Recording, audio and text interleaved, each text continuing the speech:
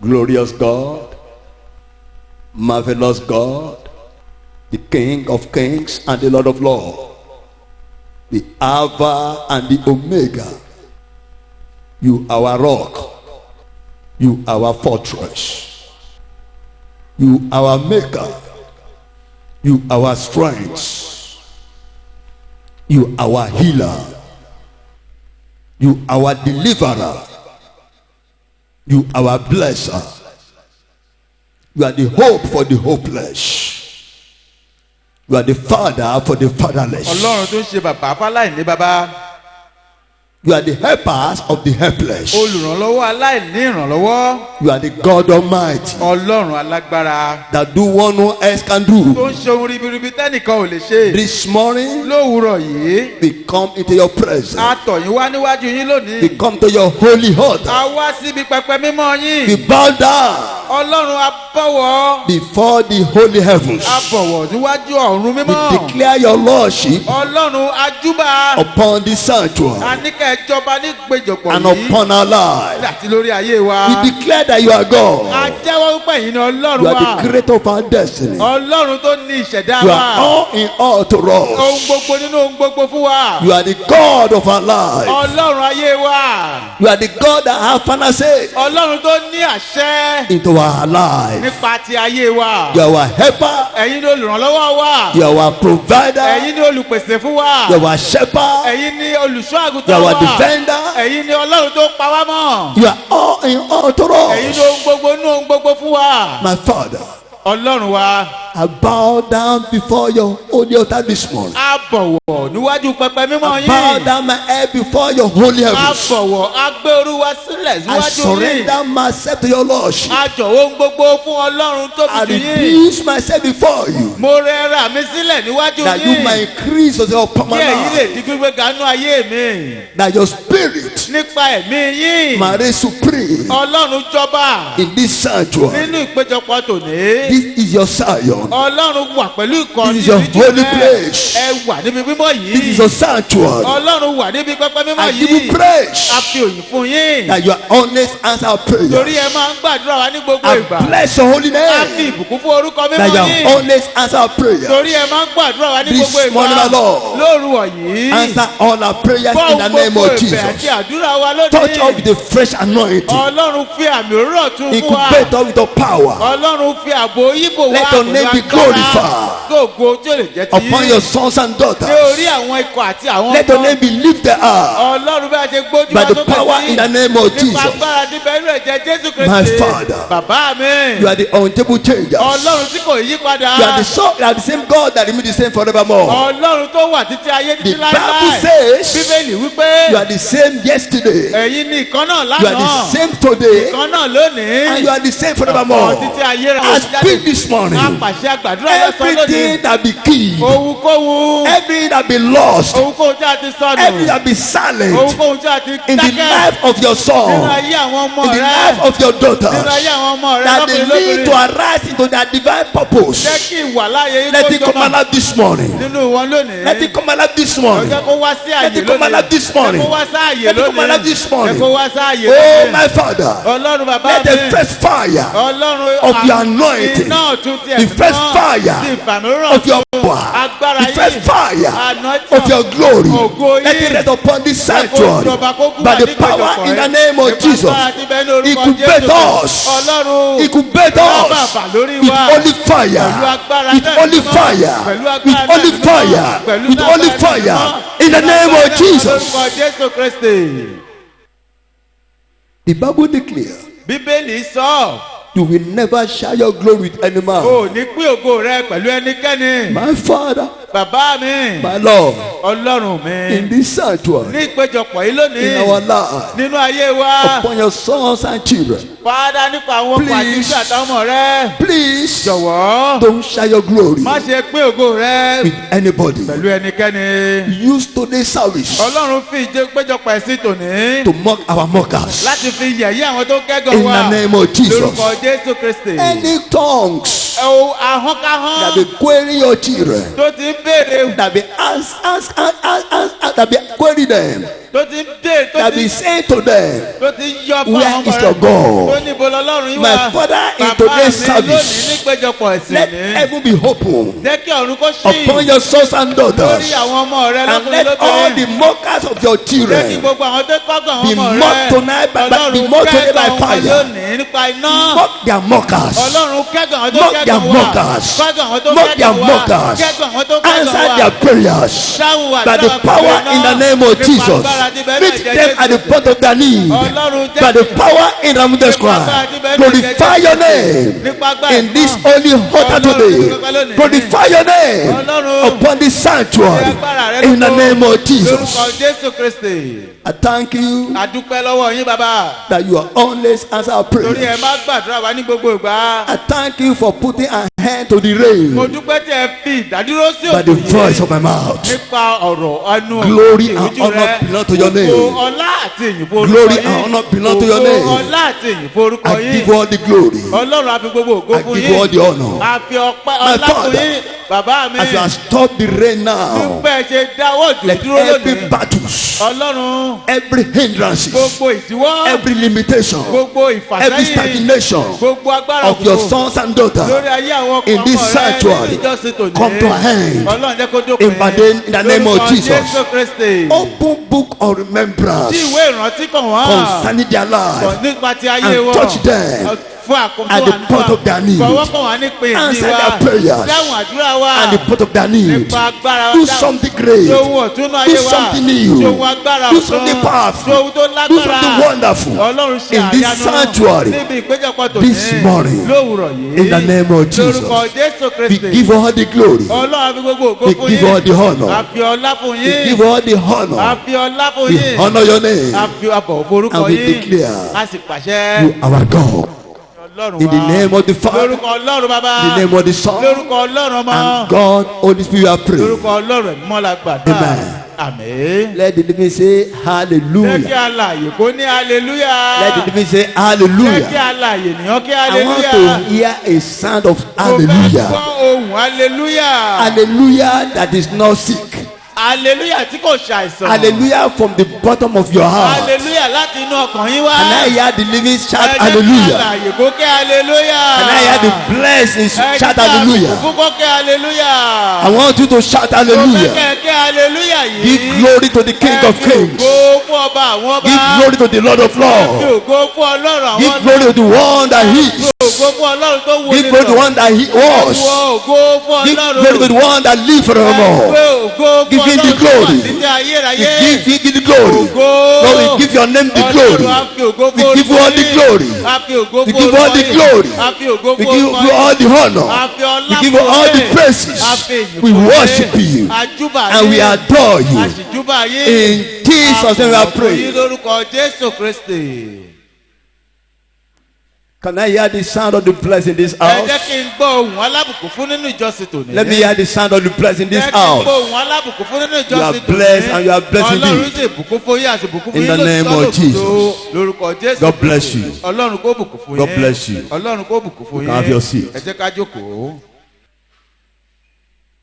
I thank God for this sanctuary. Mo dúpẹ́ lọ́wọ́ Ọlọ́run alààyè fún ìpéjọpọ̀ yìí.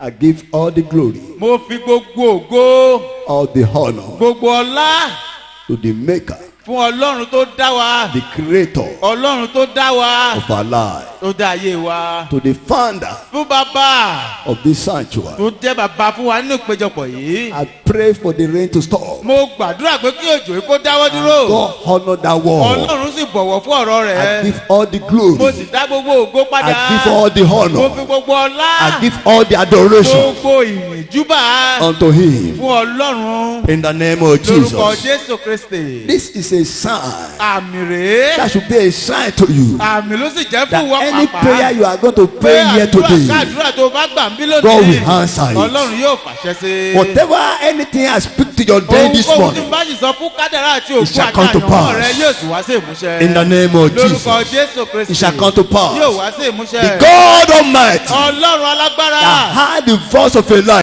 gbóhùn Èlíjà and sent fire ó rán iná to sọ̀kalẹ̀ consume the army of 50, láti bọ́ wọn to consume the army of 150 láti pa gbogbo àwọn and akọ 100. àti gbogbo àwọn The same God we call this sanctuary that put a hand tó sì fi òpin to rain that want to disturb our fún òjò tó program. fẹ́ da ìpéjọpọ̀ I wa declare this morning, mo pàṣẹ lónìí your heaven shall be open. òórùn rẹ yóò ṣí Heaven of your glory, àárún heaven of your blessing, ọ̀run ògo àti ìbùkún heaven of your goodness àárún shall be ìṣẹ̀lẹ̀ open this morning Ọlọ́run yóò ṣe fún by the ọ power lónìí. in the name of Nípa Jesus. agbára níbẹ̀ náà I ẹ̀jẹ̀ declare Jésù and decree mo pàṣẹ your testimony, ẹ̀rí your rẹ testimony, ẹ̀rí rẹ you shall be permanent to the end of just yóò jẹ́ Christ. pípé Testimony of your breakthrough, ẹ̀rí it shall ògo be rẹ permanent. ẹ̀rí àlùyọ It shall be rẹ permanent. yóò di In the name of the Father, lórúkọ the name of the Son, lórúkọ Ọlọ́run and bàbá God the Holy Spirit. lórúkọ ọmọ lórúkọ Ọlọ́run ẹ̀mí mọ́ today lónìí is a miracle today, èyí ni à ń pè ní ìyanu mi òní ni and I have no doubt ó sì yé mi yéké we have received one miracle now. pé ó rí ìyanu ńlá gbà lónìí We have received a láti miracle now gba ìyanu lónìí by stopping of the rain, nípa dídáwọ́ òjò yìí dúró and I know bó sì gbàgbọ́ we shall receive more a miracle tún gba ìbùkún tó tún pọ̀ jù yìí lọ concerning my life nípa ti ayé tèmi and your life àti ayé tìrẹ in the name of lórúkọ Jesus. Jésù Kristi. Last week Lọ́sẹ̀ tó kọjá I preached about who are the people that dwell in mo the secret place wàásù of the lórí Most pé High. àwọn wo ló ń gún wá sí ibi ìkọ̀kọ̀ ọ̀gá ògo jùlọ Who are the people àwọn wo ní ènìyàn that can dwell tí ó ní àǹfààní láti gún in wá the secret place sí ibi ìkọ̀kọ̀ of the Most High ọ̀gá ògo God? jùlọ Because not everybody ṣùgbọ́n kì í ṣe gbogbo ènìyàn can dwell in the secret ló place of ní the Most High àǹfààní láti God. gún wá sí ibi ìkọ̀kọ̀ ọ̀gá ògo jùlọ And I gave you 4 points. a sì fi àwọn àpẹẹrẹ bíi mẹ́rin hàn wá But the Lord asked me yesterday on Sunday,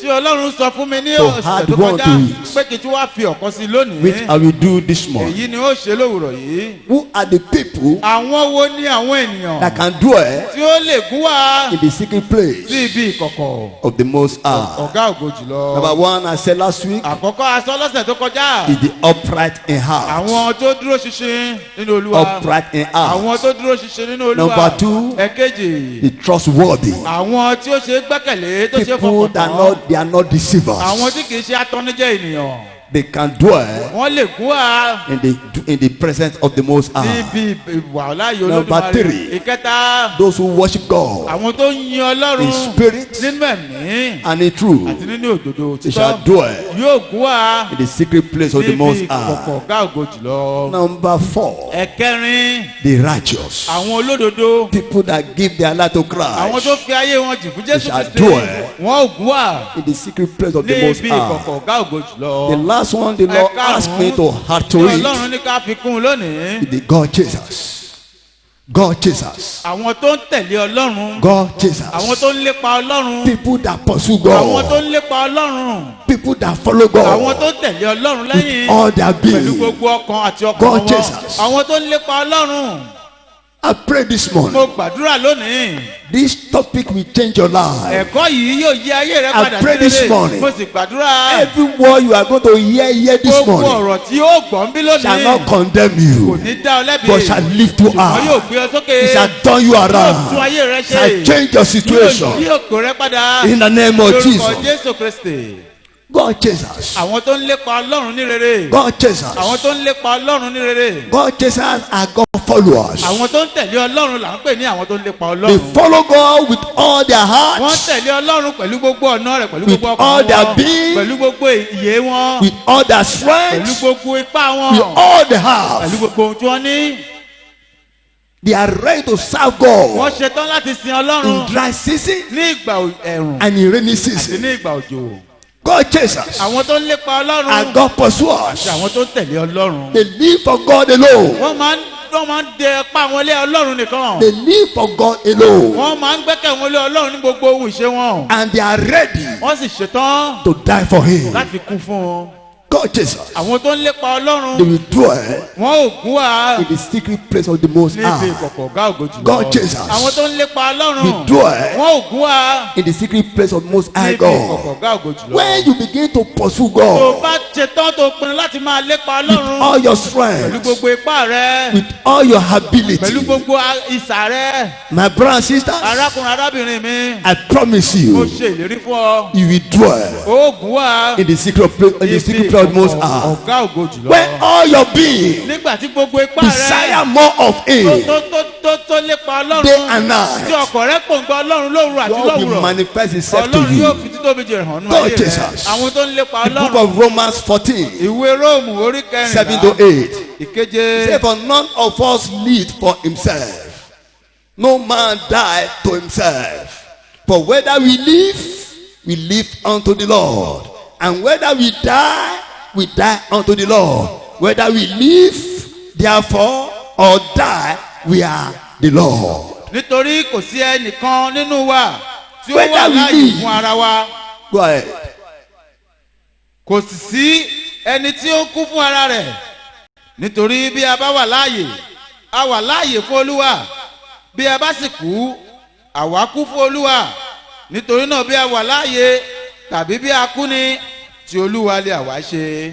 This is the voice of Brother Paul. èyí ni ohun tí apostoli paulu The disciples of Christ. ọmọ ẹ̀yìn jésù kristi They said if they live, ó ní tí àwọn bá wà they láàyè live for him. àwọn wà láàyè fún ni If they tí die, àwọn bá sì kú they die for him. wọ́n kú fún ni. These 12 people, àwọn méjìlá yìí they shook the whole world wọ́n yí gbogbo ayé padà with sí the rere gospel of Christ. nípa ìrìn rere Because they are God Kristi Jesus. nítorí wọ́n jẹ́ àwọn tó ń They are tẹ̀lé God ọlọ́run pursuers. wọ́n jẹ́ àwọn tó ń lépa If ọlọ́run you rere are hearing my bí voice, kò bá gbọ́ ọ̀rọ̀ mi lónìí can make up your mind tó this ti pinnu morning nínú ọkàn rẹ that lónìí it's either for God pé ipá ti ọlọ́run ni or nothing. àbí kò sí God will show himself to ọlọ́run you. yóò fi tóbi jẹ ọ̀nà You ayé will rẹ dwell in the secret ó place. wà sí ibi ìkọ̀kọ̀ ọ̀gá ògo jùlọ The disciples of Jesus àwọn Christ, ọmọ ẹ̀yìn jésù kristi they have yìí sold their soul wọ́n ti fi gbogbo ọkàn wọn to the Lord. All they are thinking is on the Lord. gbogbo ohun tó ń fi ọkàn All wọn their sí heart ti Ọlọ́run desire ni. is to please Him, gbogbo ọkàn wọn is ti to Ọlọ́run serve ni Him, láti lè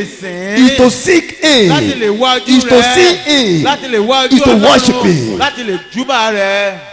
When your heart is in the Lord, tí ọkàn rẹ bá ń pòǹgbẹ Ọlọ́run when before you go to bed, kó o tó lọ sùn all lọ́sàlẹ̀ you think is about Him. èrò ọkàn rẹ ní nípa ti When you Ọlọ́run wake up in the nígbà tó morning, tún jí lówùúrọ̀ all you kùtù think is about gbogbo the èrò Lord. ọkàn rẹ ní ti God Ọlọ́run will manifest Himself to Ọlọ́run yóò fi you. agbára rẹ̀ hàn ní ayé rẹ̀.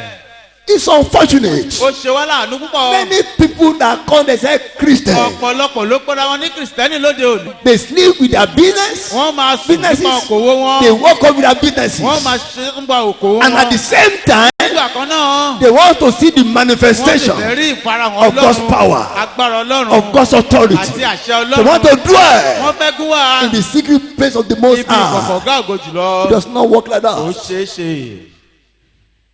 When you wake up in the morning, nígbà tó o bá jí lówùúrọ̀ kùtù hàì number one thing that's supposed to come to your ohun àkọ́kọ́ heart tó yẹ kó wá sọ́kàn rẹ ní is the things of God. ohun ti Is Ọlọ́run God Almighty. Ọlọ́run His alágbára melody kẹ máa is to begin his praises and worship. ìyìn rẹ̀ àti ìjúbà Supposed to rẹ̀ wake you ló up. yẹ kó jí ọ sóhun Supposed to be àlàyé number 40 in your ohun heart. àkọ́kọ́ tó yẹ kó jẹ́ ní Is the ọkàn word rẹ̀ of God ọ̀rọ̀ Ọlọ́run that's supposed to saturate your tó heart. gbọ́dọ̀ po ṣe gbogbo Not ọkàn your ayé rẹ̀. businesses. kì í ṣe èrò Not your ìṣòwò problem. rẹ̀, kì í ṣe wàhálà Not àti your ìdààmú careers. rẹ̀, kì í ṣe ọjọ́ When iwájú you rẹ̀. begin to think of God, ṣùgbọ́n tó bá jẹ́ àṣàrò nípa ti Before you Ọlọ́run sleep, kó o tó sùn you wake up with ó God, jí pẹ̀lú with the Ọlọ́run thinking of your Maker. pẹ̀lú ríronú nípa ti Ọlọ́run tó can dá promise you, ó ṣèlérí fún You ọ will dwell oògùn wa in the secret place of the Most ibi High. ìkọ̀kọ̀ ọ̀gá ògo jùlọ Even the heaven will abide with pàápàá you. àwọn ọ̀run The yóò angel darapọ̀ will mọ́ minister to you. àwọn áńgẹ́lì yóò Many of us are having bad dreams ọ̀pọ̀lọpọ̀ ló ní àlákàlà because of what we put in our heart torí before you ohun tó a sleep. fi sí ọkàn wa ká tó lọ sùn láṣálẹ́ You cannot put God in your o heart lè fi Ọlọ́run sọ́kàn rẹ and go to kó bed. wá lọ sùn láṣálẹ́ The dream you are going to have, àlá tí ó rí they are going to be divine in á nature. jẹ́ àwọn àlá tí The dream that you are going to have, àlá tí ìwọ yóò máa you are going to tí have, ó máa ní is going to be about things of the yóò máa Lord. jẹ́ nípa ti It's ohun going to be Ọlọ́run about things of promotion yóò in your máa jẹ́ life. ohun tó máa gbé ọ̀gá If you are God tí o chasers, bá jẹ́ tó ń lépa you ọlọ́run will dwell oògùn wà in the secret place of the Most ibi High. ìkọ̀kọ̀ ọ̀gá ògòjò God chasers àwọn tó ń ṣe are àwárí the lover ọlọ́run of àwọn God. tó ń fẹ́ràn ọlọ́run ni They love wọ́n God. fẹ́ràn ọlọ́run gidi The gan first commandment of God Almighty ṣe ọlọ́run àkọ́kọ́ fún is wa love God with all your fẹ́ heart, ọlọ́run pẹ̀lú gbogbo with ẹ̀mí all rẹ your strength, pẹ̀lú gbogbo with ipá all rẹ your being, pẹ̀lú gbogbo with ara all you rẹ have. àti gbogbo ohun tó ní And the second commandment èkejì rẹ̀ is love your neighbor. fẹ́ as you arákùnrin love rẹ yourself. gẹ́gẹ́ bí o ṣe fẹ́ ara rẹ Brother and sister, arákùnrin arábìnrin stop thinking of yourself má ṣe alone. máa ronú nípa tìrẹ nìkan Stop thinking of what you are going to eat. má máa ronú nípa ohun tí ó Stop jẹ thinking of what you are going to do. dáwọ́ dúró má ṣe máa ronú nípa Begin kí ni to mo fẹ́ think ṣe of your maker. bẹ̀rẹ̀ sí ronú nípa ti Begin to ọlọ́run think tó of dá ọ God. máa ronú ti Begin to ọlọ́run even think of others. máa ronú nípa ti àwọn Before thinking ẹlòmíràn of yourself. kó o tó máa ronú Then tìrẹ you know nígbà náà ó wà that God is pé mighty. ọlọ́run alágbára That ni God is mighty. ọlọ́run alágbára That God is mighty. ọlọ́run alágbára That God ni is mighty. ọlọ́run alágbára ni Not everyone that come to kì í church ṣe gbogbo èèyàn tó wá sílé ìjọsìn that love God. ló fẹ́ràn ọlọ́run Hello? ṣé ń gbọ́ mi Not kì í everyone ṣe gbogbo ènìyàn that come to tó church wá sílé ìjọsìn that love God. ló fẹ́ràn ọlọ́run It's good ó dára you come into His kó presence. wá sílé ìjọsìn I níwájú love ọlọ́run that. èmi náà sì fẹ́ràn And rẹ̀ God love that. ọlọ́run sì fẹ́ yìí Because God, I know ṣùgbọ́n mo mọ̀ one day ọjọ́ kan God will touch you ọlọ́run yóò dá ọ lẹ́jọ́ and will circumcise your heart. yóò sì kọlà ẹ̀mí fún ọ Because I was like that too before. èmi náà ti wà nírú ipò yìí rí nígbà kan rí sẹ́yìn I always go to church to just see what they are going to kò do. lọ sílé ìjọsìn láti wo kí ló ń ṣẹlẹ̀ níbẹ̀ ni But today, ṣùgbọ́n lónìí I'm preaching the word of mo God. wá ń wàásù ọ̀rọ̀ ọlọ́run I prayed this mo morning gbàdúrà lónìí in today's ní service. ìpéjọpọ̀ ẹ̀sìn You tòní have divine encounter ó ní ìdàpọ̀ ìwàláyé God olódùmarè Almighty. pẹ̀lú ọlọ́run with your maker. ọlọ́run yóò bá ọ pàdé Divine encounter àpéjọ that will shake tó down máa ṣe ìyanu everything that's not of tó God máa yẹ gbogbo in your ojú èso destiny. ọlọ́run kúrò ní ògo in the rẹ. name of Jesus. Orúkọ Jésù Kristi. Divine encounter that will ìbápàdé give you a turnaround breakthrough. ìyanu ńlá fún Spiritually ayé rẹ, first, ní ti ẹ̀mí lákọ̀ọ́kọ́, maritally, pẹ̀lú ní ìgbéyàwó, financially, ní ti owó, mentally, nípa- you shall receive it this lọ́pọ̀lọpọ̀, morning. Ọlọ́run yóò fún ọ lónìí. In the name of Jesus. Orúkọ Jésù Kristi. God Jesus Ọlọ́run àwọn tó lépa Ọlọ́run are the lovers of God. àwọn tó fẹ́ràn Ọlọ́run ni. But we have two lovers of God a ní àwọn ọ̀nà méjì in àwọn the tó ṣe house of God. ní ilé Ọlọ́run. Two lovers of God. Àwọn tó máa fẹ́ràn Ọlọ́run lọ́nà Number one, lover of God. àkọ́kọ́ náà àwọn tó fẹ́ràn Ọlọ́run. Those who love God for what they receive from Him. Àwọn tó fẹ́ràn Ọlọ́run nítorí ohun tó ń rí gbà lọ́wọ́ Ọlọ́run. They ni. love God for their gains. Wọ́n fẹ́ràn Ọlọ́run torí èrè tiwọn. They love God for their needs. Wọ́n fẹ́ràn Ọlọ́run torí ohun ìní wọn tọ́lọ́run bá wọn pàdé. They love God for their personal gains Wọ́n fẹ́ràn Ọlọ́run torí èrè tí àwọn máa rí fún tara wọn ni. and material things. Àti ohun ayé. They are change weathers Christians. Àwọn tó yẹ pé èjì wa ń gbé wọn ni. When it's good, Nígbà tó bá dára, they love wọ́n God. fẹ́ràn Ọlọ́run. When they have little problem, Nígbà tó bá ní wàhálà àti they are ìdààmú out of the sight. They are out of the wọ́n wá sá sight. kúrò níwájú Ọlọ́run. They are unpredictable and unstable Christians. Wọ́n jẹ́ onígbàgbọ́ tí òṣèkálá òṣèkòló. These Christians are Wọ́n churchgoers. kàn jẹ́ tó máa ń lọ ilé ìjọsìn ni. They are not church members. Wọn kì í ṣe ọmọ ìjọ. They might sit down in your midst, Wọ́n lè jókòó sáàrin wa. but their heart is far Ọkàn wọn jìnnà sí wa. from God. Ó jìnnà sí They Ọlọ́run. claim they love God. Wọ́n pọ́n wa jẹ́wọ́ pé And àwọn God fẹ́ràn Ọlọ́run. also love them. Ọlọ́run fẹ́ràn wọn. But you can only receive things Ṣùgbọ́n ẹ lè rí ohun gbà. according to your love for Christ. Gẹ́gẹ́ bí ọkàn yín àti ìfẹ́ yín ṣe ń Listen. sọ Ọlọ́run ẹ gbọ́ mi.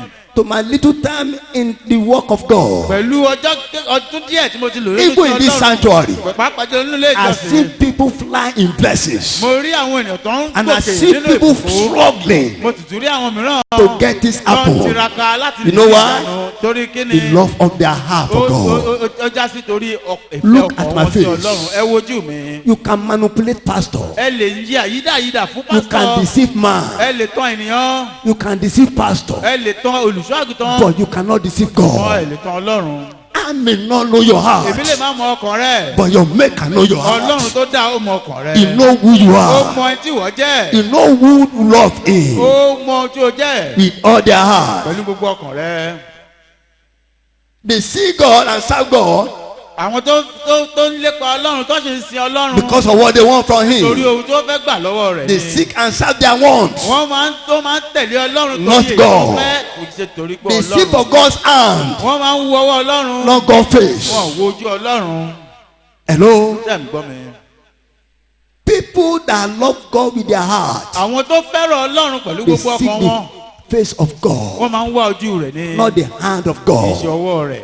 Whether he bless you, ìbá jẹ́ kó bùkún fún whether wọn. he does not bless tàbí you, kò bùkún fún wọn. he remain your God. ó jẹ́ ọlọ́run rẹ̀ títí Hello? ṣé ń gbọ́ mi. It's not when you get little breakthrough, kì í ṣe torí pé orí ìbùkún then you kékeré. don't need God wọ́n anymore. wá ní ọlọ́run mà You nílò rẹ̀ can't mọ́. tell God to spare tire. o lè sọ ọlọ́run di táyà And get your destination. wọ́n rò kó fẹ́ débi ibi I'm ògo sorry rẹ̀. to tell you the ó truth. ṣe mí láàánú láti sọ òdodo You fún yín can't be pé using o God lè máa lu ọlọ́run and get to your divine kò purpose. wá débi tí ọlọ́run If you are ṣàlùkò God tí o users, bá jẹ́ tó kàn ń lo you are ọlọ́run tó limiting your pàtì destination. òun ké ògo You are rẹ̀ kúrò limiting ní your glory. o fẹ́ débi ògo You are tí limiting ọlọ́run your yóò blessings o fẹ́ jẹ́ kí ògo because rẹ̀ he débi knows you. torí ó ti mọ̀ ọ́. Say, I want you to say to yourself, sọ fún ara rẹ my God knows me. ọlọ́run mi mọ̀ mí. I know the God I serve know mo me. mọ ọlọ́run tí mò ń sin ọlọ́run sì mọ̀ mí. And he know you. ó sì mọ̀ ọ́. But I pray this morning, ṣùgbọ́n mo gbàdúrà fún ọ this lónìí. topic will change your life. ẹ̀fọ́ yìí yóò tún ayé rẹ It will ṣe change your heart. yóò tún ọkàn rẹ ṣe. If you are serving God because of material things, tó bá jẹ́ pé òun sin ọlọ́run torí ohun ayé ohun èrè you ayé are tó ń gbà. missing the mark. o ti pàdánù àmì Of your ńlá purpose. ètò ọlọ́run fún ayé rẹ. Hello? ṣé ń gbọ́ mi. Don't serve God because of what you need. má ṣe sin ọlọ́run torí ohun tó fẹ́ gbà lọ́wọ́ Don't rẹ. serve God because of material things. má ṣe sin ọlọ́run torí ohun ayé yìí. Don't serve God because of money. má ṣe wá ọlọ́run torí. God is owó. more than money. ọlọ́run ju owó lọ. God is more than money. ọlọ́run ju owó lọ. If you die tó o today, bá kú lónìí. you carry nothing out of this o nation, lè out of this mú kúrò world. nínú ayé yìí. If you die tó o today, bá kú lónìí. you won't carry o lè anything mú ohunkóhun from this kúrò world. nínú ayé yìí. But the God you serve, ṣùgbọ́n ọlọ́run tó He sin abide with you to the yóò end. wá pẹ̀lú. You will go to eternity. yóò wà pẹ̀lú ẹtí tí ayé I pray this morning, mo gbàdúrà the lónìí. Lord will circumcise your Ọlọ́run yóò heart. ṣe In the name of yóò ṣe Jesus. àkọlà ọkàn rẹ lórúkọ Number two, Jésù. lover of God. àwọn kejì tó tún máa ń ṣe Those tó who lé. love God for who He is. àwọn tó fẹ́ràn ọlọ́run torí ohun tí ọlọ́run jẹ́. Those who love God for who God He is. àwọn tó fẹ́ràn ọlọ́run torí ohun tí ọlọ́run jẹ́. They are the real lover of God. àwọn ni àwọn tó fẹ́ràn ọlọ́run lókùtà àti òdodo. They don't seek the hand of God. wọn ò wá ọwọ́ ọlọ́run. They seek the face of ojú God. ọlọ́run náà ń wá. Their God is their God when it is good. ọlọ́run ni ọlọ́run wọn ní ìgbà tó God is their God when it is bad. ọlọ́run ni ọlọ́run ní ìgbà tí ò dára. Whether it's raining, ìbá jẹ́ pé wọ́n ń dúró. whether it's hot, ìbá jẹ́ pé ó gbóná. whether it's cold. ìbá jẹ́ pé ìgbà tó tutù. Those who love God for who He àwọn is, tó fẹ́ràn ọlọ́run fún ohun tí ọlọ́run They ṣe. serve him. àwọn ló ń sin ọlọ́run. they pursue Him. wọ́n sì ń lépa rẹ̀. They seek Him. wọ́n sì ń lépa rẹ̀. Those are the lover of àwọn ènìyàn God. tó fẹ́ràn ọlọ́run. They are God seekers. àwọn ni ọlọ́run tó ń ṣe àyàwó They ọlọ́run. have agape love for wọ́n ní God. ìfẹ́ ojú pípẹ́ fún They ọlọ́run. seek His face, not wọ́n His sì ń wá hand. ojú rẹ̀ kì í ṣọwọ́ They rẹ̀. are radical for wọ́n Christ. jẹ́ àwọn tó ti pinnu fún ọlọ́run. They are God's kingdom. They are in God's kingdom and in God's church. wọ́n wà nínú ìjọ ọlọ́run wọ́n sì wà ní They are ìjọba God's kingdom ọlọ́run. and His wọ́n sì church. wà nínú ìjọsìn rẹ̀ These pẹ̀lú. people are committed àwọn yìí Christians. wọ́n jẹ́ àwọn tó ti pinnu They are láti disciples for láti Christ. jẹ́ ọmọ ẹ̀yìn They Jésù love Kristi. God with all their wọ́n fẹ́ràn heart. ọlọ́run pẹ̀lú gbogbo They ọkàn love wọn. God with all their being. wọ́n fẹ́ràn ọlọ́run pẹ̀lú They are gbogbo obedient to wọn. His wọ́n word. sì jẹ́ tó bọ̀wọ̀ fún They are ọ̀rọ̀ obedient to rẹ̀. His wọ́n sì word. bọ̀wọ̀ fún ọ̀rọ̀ In ọlọ́run. good time nínú ìgbà tó and dára àti anytime. ìgbà tí ò ti They are dára. lover of God indeed. wọ́n ti jẹ́ ọjọ́ The fẹ́ràn book of ọlọ́run Romans lódodo. 8:17. ìwé He said, róòmù. I love them that love me. ó ní mo fẹ́ràn àwọn And tó those who fẹ́ mi. seek me early shall find me. Book of Romans 8:17. ìwé róòmù orí kẹjọ. Romans 8:17. ìwé róòmù orí He said, kẹjọ. I love them that love me. And those who seek me early shall find me. bí àwa bá sì jẹ́ ọmọ ǹjẹ́ ajogún lé àwa ajogún ọlọ́run àti àjùmọ̀jogún pẹ̀lú Kristi. Is that the one you are reading? Yes, sir. Romans 8:17. Yes, sir. Okay, God bless you, sir. Romans 8:17. He said, I love them that love me. mo ní mo fẹ́ràn àwọn tó fẹ́ And mi. those who seek me early shall find àwọn me. tó sì ń lépa mi yóò rí In mi. me, those who seek me early shall find me. àwọn tó bá wá ojú rere ọlọ́run In ní me, àkókò. people that seek me when they don't even have problem. àwọn tó ń wá ojú rere ọlọ́run nígbà tí wọ́n ní wàhálà ohun They ìdààmú. don't seek God only when they have kì í problem. ṣe ìgbà tán ní wàhálà nìkan náà wá ọlọ́run. They seek the face of God wọ́n ń wá ojú when ọlọ́run there's no problem. nígbà tí ò sí wàhálà ohun Bible said they ìdààmú. shall find me. ọlọ́run ni wọ́n ò rí òun. Life is full of problems. wàhálà àti ìdààmú pọ̀ láyé.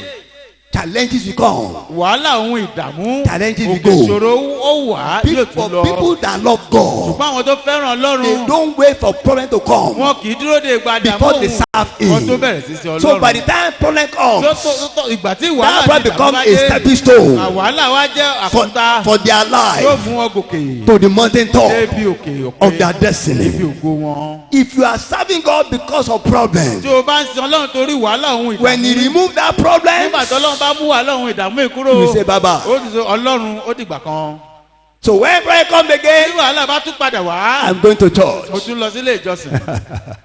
I pity you. àánú rẹ ṣe mí. You can't go farther down. o ò lè lọ jìnnà láyé You yìí. must make up your o mind. gbọ́dọ̀ pinnu lọ́kàn rẹ. I don't serve God because of what I èmi ò want. ní sin ọlọ́run torí I ohun tí serve mo fẹ́ God gbà because lọ́wọ́ I love rẹ. Him. mo fẹ́ sin ọlọ́run I torí serve pé God mo because He's fẹ́ràn my rẹ̀. maker. mo fẹ́ sin ọlọ́run torí òun ló When, dá mi. when you begin to walk like tí o that, bá bẹ̀rẹ̀ sí gbé ìgbé ayé when yìí. all your being is like gbogbo that, ipá rẹ àti when agbára all your rẹ. thinking is like gbogbo èrò that, rẹ ó jọmọ́ you will ìdí. dwell oògùn wà. in the secret place of the Most High ọ̀gá God. ògo jùlọ. You will dwell oògùn wà. in the abode of the Most High níbi God. ọ̀pọ̀ ìbùkún olódùmarè. I pray this mo morning, gbàdúrà lónìí. the Lord I call, ọlọ́run tí mo pè é. the maker of your life, ọlọ́run tó dá ayé rẹ. He will minister to you yóò specially. bá ọ pàdé yóò sì jẹ́wọ́ rẹ̀ fún ọ. Please, brother and sister, arákùnrin arábìnrin mo bẹ̀ yín. God know who love Him. ọlọ́run mọ àwọn tó fẹ́ràn I'm rẹ. not condemning you, my èmi ò sister. dá ọ lẹ́bi.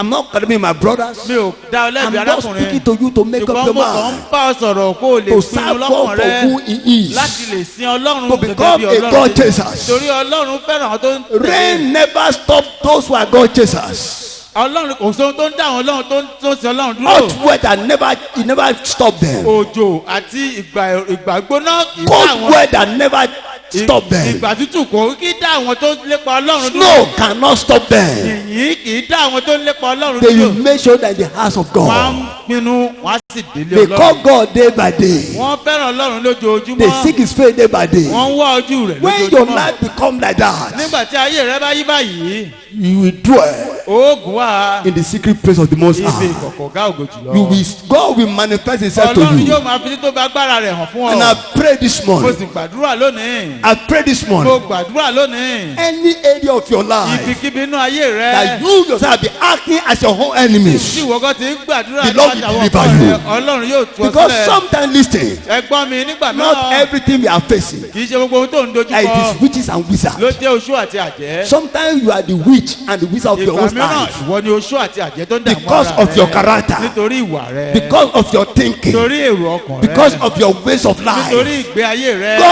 God does not, He doesn't want to even hear your voice. ọlọ́run kò fẹ́ gbóhùn rẹ. But if you can repent, ṣùgbọ́n tí o bá lè yí padà. if you can change, tí o bá lè pinnu tó yí God padà. is able. ọlọ́run ní ipá I àti say God is mo able. ní ọlọ́run ní I ipá àti declare this morning, mo pàṣẹ the lónìí. one that is able to do exceedingly ọlọ́run tó lè ṣe ju gbogbo abundantly, ìta rò lọ, ju gbogbo above what we ask of ju èyí Him, tí a rò lọ tá a béèrè according lọ́dọ̀ to rẹ̀. His power nípa agbára that rẹ̀. dwell upon us, lójú àṣà He shall rẹ̀. answer your Yóò dáhùn prayers. àdúrà rẹ̀. He shall forgive you Yóò dárí and ẹ̀ṣẹ̀ rẹ̀ answer jì your ọ́. prayers. Yóò He shall dáhùn answer your àdúrà rẹ̀. prayers. Yóò dáhùn He shall àdúrà touch you rẹ̀. afresh Yóò tọ́ in the sí name àdúrà of Jesus. lórúkọ Jésù Kristi.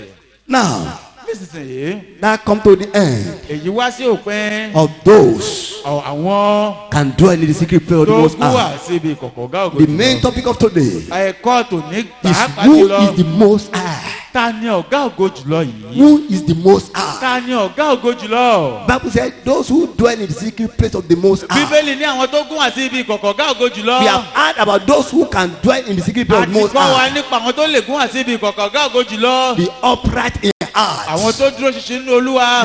The righteous. àwọn tó jẹ́ olódodo. The trustworthy. àwọn tí a lè tọ́ fọkàn tán. The worshipper of àwọn God. tó ń yin ọlọ́run. But now who is this most ṣùgbọ́n high nísinsìnyí God? ta ni ọ̀gá ògo jùlọ yìí. Who is this most ta ni high? ọ̀gá ògo jùlọ. Who is this most ta ni high? ọ̀gá ògo jùlọ yìí. Who is this most ta high? ni ọ̀gá ògo jùlọ. Number one, àkọ́kọ́ the most high God ọlọ́run ọ̀gá is ògo the jùlọ. one that's greater than the greatest. òyìn ló tọ ọlọ́run tó ga ju gbogbo The ẹ̀ tó ga most lọ. high God ọlọ́run ọ̀gá is ògo the jùlọ. God Almighty, òun ni ọlọ́run the alágbára. maker of heaven and earth, ọlọ́run tó dá ayé àti that is ọ̀run ni. greater tó gara tó than the ga greatest. ẹni tó tó pé òun ga jùlọ. Listen. ẹ gbọ́ mi.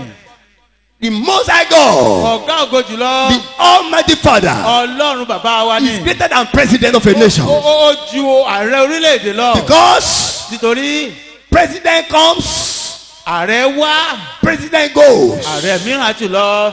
President are elected. àwọn ààrẹ àyàn wọn sí Prime minister are elected. àwọn adarí orílẹ̀-èdè àyàn But wọn the sí God, the most high God, ọlọ́run ọ̀gá ògo nobody jùlọ. elected kò him. sẹ́ni tó lè yàn sí Nobody made kò him. sẹ́ni tó dáa. He made ó himself dá ara rẹ̀ for fún himself, ara rẹ̀ for your benefit. fún ìrànlọ́wọ́ He's the ìlú rẹ̀. makers of all things. òun ni ọlọ́run tó dá ohun He's gbogbo. greater than the ó greatest. ga ju ẹni He's tó lòun greater ga than the lọ. greatest. ó ga ju ẹni tó The lòun God ga I'm lọ. talking about, ọlọ́run tí mò ń sọ the yìí. most high God, ọlọ́run ọ̀gá is ògo greater jùlọ. than your problem. ó ga ju wàhálà Is rẹ greater lọ. than your ó situation. ga ju ohun tó ń là Is kọjá. greater òun ni ọlọ́run. than your enemies. ó ga ju gbogbo Who àwọn is witches and wizards? ta ni oṣù àti Where the àjẹ́. most high God níbi tí dwells. ọlọ́run ọ̀gá ògo Who is jùlọ power wà. of ta darkness. ni agbára Where òkùnkùn. Jehovah nípa dwells. tí Jehovah Where tún wà our dé. maker níbi reigns. tí ọlọ́run tó I dá wa pray this jọba. morning. mo gbàdúrà Any lónìí. power gbogbo agbára. that be tormenting your glory, Nínú ayé rẹ that be lẹ́nu tormenting àti your ògo rẹ destiny, lẹ́nu. Ló yọ today sí I ẹ̀rù. command it to be Lónìí mo silent. pàṣẹ k'Ọlọ́run By the dá wọn power lẹ́nu. in the name of Jesus. Agbára tí bẹ́ẹ̀ nú By the ẹ̀jẹ̀ power Jésù in the Kristi. name of Jesus. Agbára tí bẹ́ẹ̀ nú ẹ̀jẹ̀ Jésù The Kristi. most high God ọ̀gá ògo jùlọ. is the God Almighty, Ọlọ́run that alágbára. greater than the tó greatest. ga ju ẹni tó The lòun book ga of lọ. Psalm 135. ibi sáàmù tọ́ka fún wa yìí. Book of Psalm ìwé sáàmù 135. 135. ìkíní ìkẹta karùn-ún 135. God bless you. 5 to 10. karùn-ún sí I read. mo kà á. Therefore, I know that the law is great, that our law is above all God. Whatever the law please, that did he in heavens and in earth and the sea and in all the places.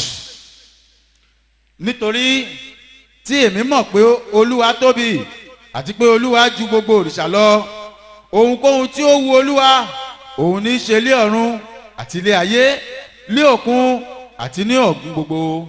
Bible say bíbélì wípé our God is greater, àwọn ọlọ́run wa is a ó great tóbi. God. ọlọ́run wa tóbi. that is greater than every other God. ó tóbi ju gbogbo òrìṣà lọ. Is greater than any other ó God. tóbi ju gbogbo Is the òrìṣà God lọ. that is great ọlọ́run tí ó tóbi. and do whatever that pleases tó sì him ṣe ohun tó wù in ú. heaven above, ní ọ̀run lókè. on earth, àti ní ayé. under the earth, àti nínú even abẹ́ in ayé. the deep places. pàápàá jùlọ ní ibi àwọn The deep places in that place means ibi òbí the òkun coven gbogbo. of witchcraft. ó tún gbogbo ibi táwọn Inside àjẹ́ river. nínú omi. Our God is great, ọlọ́run wa tóbi. that decided all ó sì ń things, pinnu ohun both gbogbo. in heavens, pàápàá jùlọ láti both in ọ̀run on earth. àti nínú ayé rẹ. I declare this morning, mo sì pàṣẹ lónìí. that most high God, ọlọ́run ọ̀gá the àgọ́jù one that's lóye. greater than the greatest, ọlọ́run tó tóbi the ju one ẹni tó that's tóbi greater lọ. than your problems, tó ga ju the wàhálà one that's greater than your enemy. tó ga ju He will àwọn set you ọ̀tá free rẹ this lọ. morning. yóò tú ọ sílẹ̀ He will lónìí. set you free this yóò morning. tú ọ sílẹ̀ He will set you lónìí. free this morning. yóò tú ọ sílẹ̀ In the lónìí. name of Jesus. orúkọ Jésù Kristi. I don't know who I'm speaking èmi ò to, mọ ẹni tí mò ń bá but sọ̀rọ̀. somebody is here. ṣùgbọ́n ẹnìkan wà Enemy níbí. have captured you, ẹlòmíì ọ̀tọ̀ and they are rejoicing that they have captured you. This morning I stand in the name of Bonora name. I set you free. I set you free. I set you free. I set you free. I set you free. I set you free. In the name of Jesus. orúkọ Jésù Kristi.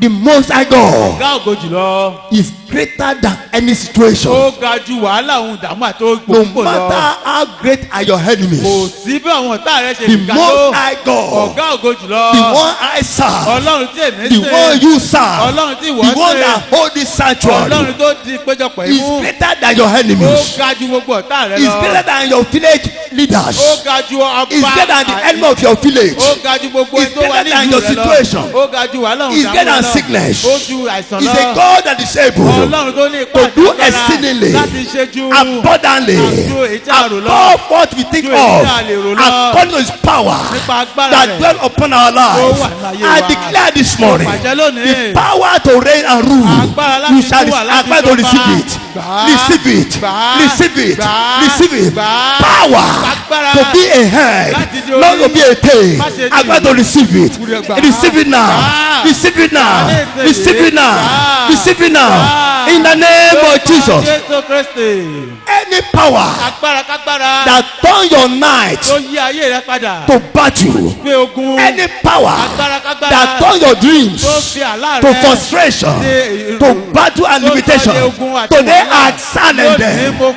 today I destroy mo dá wọn them. lẹ́kùn, mo I pa stand wọ́n run. upon the holy Mo altar. dúró nípa ibi mímọ́ If I rẹ̀. call by Ọlọ́run God, bá pè the mí. day of your testimony Ọjọ́ is ìbí today. rẹ. Òní ni. Is today. Òní ni. Today is your day of freedom. Òní ni ọjọ́ Today is your day of ìbí freedom. rẹ. Òní ni In ọjọ́ any ìbí rẹ. area of your life, Níbikíbi you have ní been ayé rẹ. captured. Tí ọ̀gá I set you ti free. Mo tú ọ I set you sílẹ̀. free. Mo tú ọ In sílẹ̀. the name of another name. Lórúkọ tó ju In the gbogbo name of orúkọ lọ. Jesus. Lórúkọ Jésù Kristi. The Most High God Ọ̀gá ògo is the jùlọ. God that greater than the greatest. Ọ̀gá Ọlọ́run tó ju First gbogbo Samuel. ọba. Ìwé Samuel. Second Samuel, sorry. Ìwé Samuel kejì. Second Samuel 7, Samuel kejì. 21 to 23. He said, for their war's sake, and according to their heart, hast thou done all these great things. Therefore, thou art great, O Lord. God, for there is none like thee, neither is there any God beside thee. According to all that we have heard with our ear, and what and what one nation in the air is, and what one nation in the air is like your people, who God went to redeem for a name, for his name, and to do for your great things. The Bible says Bíbélì wípé our God Ọlọ́run wa. is a great God Ọlọ́run tó ní agbára ni. that redeem Ó us. sì lè tú wa sílẹ̀. You are the redeemer of God. Ẹ̀yin ní ẹni ìràpadà God has Olódùmarè. redeemed your life. Ọlọ́run ti ra ayé rẹ padà. Price has been paid. Jésù Kristi ti I sọ speak to ó your ti glory sanwó today. rẹ.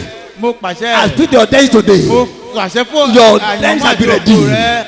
Your Ọlọ́run life shall be Ọlọ́run ti redeemed. rà á padà. Your life shall be redeemed. Ọlọ́run ti rà á Your padà. business shall be redeemed. Èkòwò rẹ By the Ọlọ́run ti rà á power padà. in the Buddha's Nípa Christ, agbára tí bẹ́ẹ̀ ní I ẹ̀jẹ̀ Jésù command Kristi. the redemption Mo pàṣẹ upon your glory, ìràpadà fún ayé upon àti your ògo blood. rẹ. In the Àti name ẹ̀jẹ̀ of rẹ. Jesus. Lórúkọ In the Jésù name of Kristi. Jesus. Lórúkọ In the Jésù name of Kristi. Jesus. Lórúkọ Jésù Kristi. Number 2, Èkejì. who is the Most High Ta ni God? ọ̀gá ògo jùlọ? Who is that Most High? Ta ni ọ̀gá ògo jùlọ The yìí? Most High Ọ̀gá ògo is the jùlọ. one that's wiser than the wisest. Ọ̀ni tí ó ní ọgbọ́n ju ọlọ́gbọ́n ayé lọ. The Most High Ọ̀gá ògo jùlọ. is the God Almighty Ọlọ́run alágbára that is wiser tó ní ọgbọ́n than the wisest. ju ẹni tá a lè pè lọ́lọ́gbọ́n lọ. When people think they are more wise Tí àwọn ènìyàn bá rò pé àwọn jẹ́ ọlọ́gbọ́n ènìyàn than others, ju ẹlòmíràn lọ.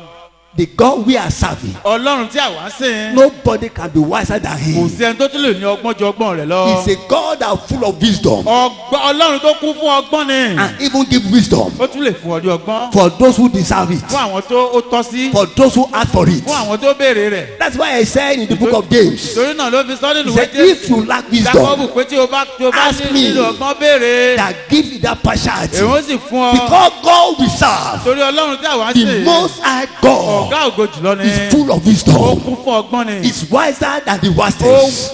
ní ọgbọ́n ju ọlọ́gbọ́n Is ènìyàn wiser ayé than the lọ. wisest. Ó ní ọgbọ́n ju ọlọ́gbọ́n lọ. Our God Ọlọ́run wa. is wiser than our enemies. Ó gbọ́n ju gbogbo ọ̀tá wa lọ. No matter what the enemies try to Kò do sí ipá, kò sí ohun tí Against ọ̀tá your lè ṣe life. tako sí ayé rẹ. against my Tàbí life, tako ayé tèmi. in God's wisdom, Nínú ọgbọ́n Ọlọ́run. we shall overcome A ó them. borí wọn. In God's Nínú wisdom, ọgbọ́n Ọlọ́run. we shall overpower A ó them. borí àwọn ọ̀tá wa. Because our Torí God Ọlọ́run wa. is wiser than the Ó wisest. gbọ́n ju ọlọ́gbọ́n ayé Because lọ. the Most High God Ọ̀gá ògo is jùlọ. wiser than them. Ó gbọ́n jù wọ́n lọ. How do I know this? Báwo mo ṣe mọ èyí? Book of Corinthians 1, First Corinthians, Kọ́ríntì kìíní. First Corinthians 1, Ìwé Kọ́ríntì kìíní. 25a.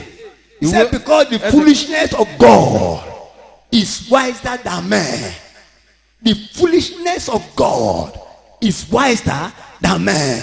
No matter how man or man is wise. Kò sí- God is wiser than kò them. sí bí èèyàn ṣe rò pé àwọn lọ ọgbọ́n tó ọlọ́run ní ọgbọ́n jù wọ́n lọ. Ah, I don't know who is here. mi ò mẹ́ni tó wà níbí That lónìí. everything they have make a trap for your tí life. ọ̀tá rò pé àwọn ti pe páńpẹ́ dè ọ́. They want to capture you. wọ́n fẹ́ gbé ọ gbè. But I'm here to speak to wọ́n mò you. ń sọ fún ọ The lónìí. Lord has removed that. He has removed that captivity. ọlọ́run ti mú páńpẹ́ yìí kúrò. In the name of Jesus Christ. lórúkọ jésù kristi. Every trap of the enemy gbogbo páńpẹ́ ọ̀tá to rubbish your glory, láti ba ògo rẹ jẹ́. to rubbish your destiny, láti ba àyànmọ́ rẹ to jẹ́. destroy your blessings. láti gba I stand gba ìbùkún rẹ today. jẹ́ lónìí mo dúró. Every trap is a catch up with the gbogbo owner. páńpẹ́ ọ̀tá àwọn It's a ọ̀tá kind ni of the yóò owner. àwọn ọ̀tá rẹ ni It's a yóò catch up with mú. the owner. àwọn tó ní It's a catch up with the owner. yóò mú àwọn tó In the ní. name of lórúkọ Jesus. jésù kristi. God is wiser than the wisest. ọlọ́run ní ọgbọ́n ju ọlọ́gbọ́n ayé lọ. When the brothers of Joseph, nígbà tí àwọn ẹ̀gbọ́n jósẹ́fù they thought they are wise, wọ́n rò pé àwọn jẹ́ ọlọ́gbọ́n. they sold their brother. wọ́n ta àbúrò They wọn. sold their brother. wọ́n ta àbúrò wọn. Joseph. jósẹ́fù. They sold it to Egypt. wọ́n tà á sí ilẹ̀ íjíbítì. They thought they are very wise. They thought they were wise. wọ́n rò pé àwọn ti jẹ́ ọlọ́gbọ́n jùlọ. And they soaked his clothes wọ́n wá mú aṣọ rẹ̀. inside the blood of wọ́n animal wá rí bọnú ẹ̀jẹ̀ and ẹranko. gave it to their father wọ́n wá mú fún bàbá wọn. and said his son is dead. wọ́n wá ní ọmọ rẹ̀ ti kú. Without know the one that is wiser than the wisest. láì mọ̀ pé ọ̀gá ògo tó ní ọgbọ́n jọ lọ́gbọ́n lọ. Already prepare a greater level. ó ti pèsè ibi tó dára A jùlọ. greater place ibi tó tún lágbára. for Joseph. fún jósẹ́fù. They were surprised. ó yà wọ́n lẹ́nu. The day they came and began to prostrate nígbà for, they tó dé tó prostrate for bẹ̀ sí him. rábàbà. They came and began to níwájú prostrate for Jósẹ́fù, him. tó bẹ̀rẹ̀ I sí declare bọ̀. this ó morning. pàṣẹ lónìí. Anyone that said he will not allow you to go to ẹnikẹ́ni tó lóhùn higher nílẹ̀ kó places, débi gíga that láyé. said you not amount to anything lórí now, òní jẹ́ èèyàn gbà as láyé. my God lives, bẹ́ẹ̀ lọ́rùn they will kéde serve bẹ́ẹ̀. you. yóò They wá will sìn serve ọ́. you. wọ́n sìn They will ọ́. serve you. wọ́n sìn They will ọ́. serve you. wọ́n sìn ọ́. No matter how powerful they are, tí bọ́ ṣe lè our lágbára tó God láyé. is powerful than them. ọlọ́run wá lágbára Our jù God wọ́n is lọ. better than them. ọlọ́run wá And lágbára is jù wọ́n wiser lọ. than them. ọlọ́run sì I lọ́gbọ́n pray jù this wọ́n lọ. morning. Mo gbàdúrà lónìí. Every plans of enemy gbogbo èrò ọ̀tá against your tó home, tako ògo it shall not ayé come to rẹ. pass. ọlọ́run kò ní It jẹ́ shall wá not come to sí ìmúṣẹ. pass. kò ní wá sí It shall not come to ìmúṣẹ. pass. kò ní wá sí The ìmúṣẹ. Most High God ọ̀gá ògo jùlọ. is the one that is wiser than the wisest. ó gbọ́n ju gbogbo ọlọ́gbọ́n ayé Have lọ. your seat. ẹ jókòó. Number 3. ìkẹta. Who is the Most High ta God? ni ọ̀gá ògo jùlọ. Who is the God? Who is the Most High? ta ni ọ̀gá ògo. The Most High is the one ọ̀gá ògo jẹ́ that is ẹni stronger than the strongest. tó ní ipá ju ẹni tó The ní ipá one that láyé is lọ. stronger than the tó ní strongest. ipá ju alágbára That is the Most High Ó ní God. ọ̀gá ògo jùlọ. Our God is powerful. ọlọ́run wa lágbára Our ni. God is strong. ọlọ́run wa ó ní Bible agbára. said bíbélì sọ. in the book of Psalm 62, ní ìwé he said, sáàmù once I had it, oríṣiríṣilọ́gọ́ta. twice God has spoken that all power belong to God. pé mo ti gbọ́. All power belong to God. gbogbo agbára ti ọlọ́run Listen. ni. gbọ́ mi. The Most High God ọ̀gá ògo jùlọ. is a God that cannot be captured. ọlọ́run tí a kò lè The gbé Most ní o. High God ọ̀gá ògo jùlọ. is a God that cannot be defeated. ọlọ́run tí a lè borí rẹ̀ When ní. that God is in the boat of your tí life, ọlọ́run bá wà nínú I ọkọ̀ can omi assure rẹ̀, you, mo lè dá mi you lójú will get your dájú destination. pé ó débi I àṣeyọrí speak rẹ̀. this morning. mo pàṣẹ lónìí. It does not matter Kò- what you are passing through. It does not matter how many people Iye àwọn are gathered against you. It does not matter how strong are your enemy. The Most High God is your God and is greater than is stronger than the strongest. I declare this morning, you are coming out. All the plans of enemy, it shall turn to foolishness. Every counsel of that powers against your glory, against your life, I decree this morning, it shall turn to foolishness. It shall turn to foolishness. It shall turn to foolishness. It shall turn to foolishness. In the name of Jesus. Jésù Kristi. When Absalom thought he was a wise son, nígbà tí Absalom rò pé òun jẹ́ alágbára he ọlọ́pọ̀ ènìyàn. planned with Ahithophel ó pìmọ̀ pọ̀ pẹ̀lú and overthrow Ahitofeli the throne of his father. pé òun fẹ́ borí ogun bàbá ó fẹ́ borí He ìjọba did bàbá not òun. know kò mọ̀ pé that the God of David pé ọlọ́run is Dáfídì stronger ó ní agbára than man. ju ènìyàn lọ. Hey, God had him ọlọ́run ó mú lọ́rùn. and restore his son. ọlọ́run sì And restore his son. ọlọ́run sì dá ọmọ rẹ̀ padà. I pray this mo morning. gbàdúrà lónìí. If you like, close your mouth. tó bá wù ọ́ Whoever that need to die. ẹnikẹ́ni tó nílò láti kú. Whoever that need to die. ẹnikẹ́ni tó nílò láti kú. For you to enter your promised kí ìwọ land. lè débi ilẹ̀ lérí rẹ. For you to enter the area of your kí peace. ìwọ lè débi tí For you to àlàáfíà rẹ enter your wà. testimony kí ìwọ lè place. débi tí ẹ̀rí I rẹ commanded to wà. die. mo pàṣẹ kọ́ kú. Anyone that need to die. ẹnikẹ́ni tó nílò For láti you kú. to know testimony. kí ìwọ lè rí ẹ̀rí. For you to testify of God's goodness. For you to be great on earth. If I live by God, I silence it this morning. They shall die, and you shall live. In the name of Jesus. Anyone that turn himself to God for your life, that say unless he die, if you not allow to know peace, if I come by God, they shall die for your sake. They shall die for your sake. They shall die for your sake. They shall die for your sake. In the name of Jesus. How do I know báwo ni mo ṣe mọ èyí.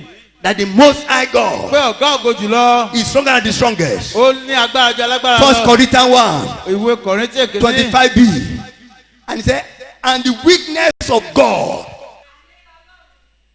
God bless you. Àìlera Ọlọ́run. The weakness of God àìlera Ọlọ́run. is greater, ó ní agbára. is mightier ó ní ipá àti is agbára. stronger. ó ní agbára than man. ju ènìyàn lọ.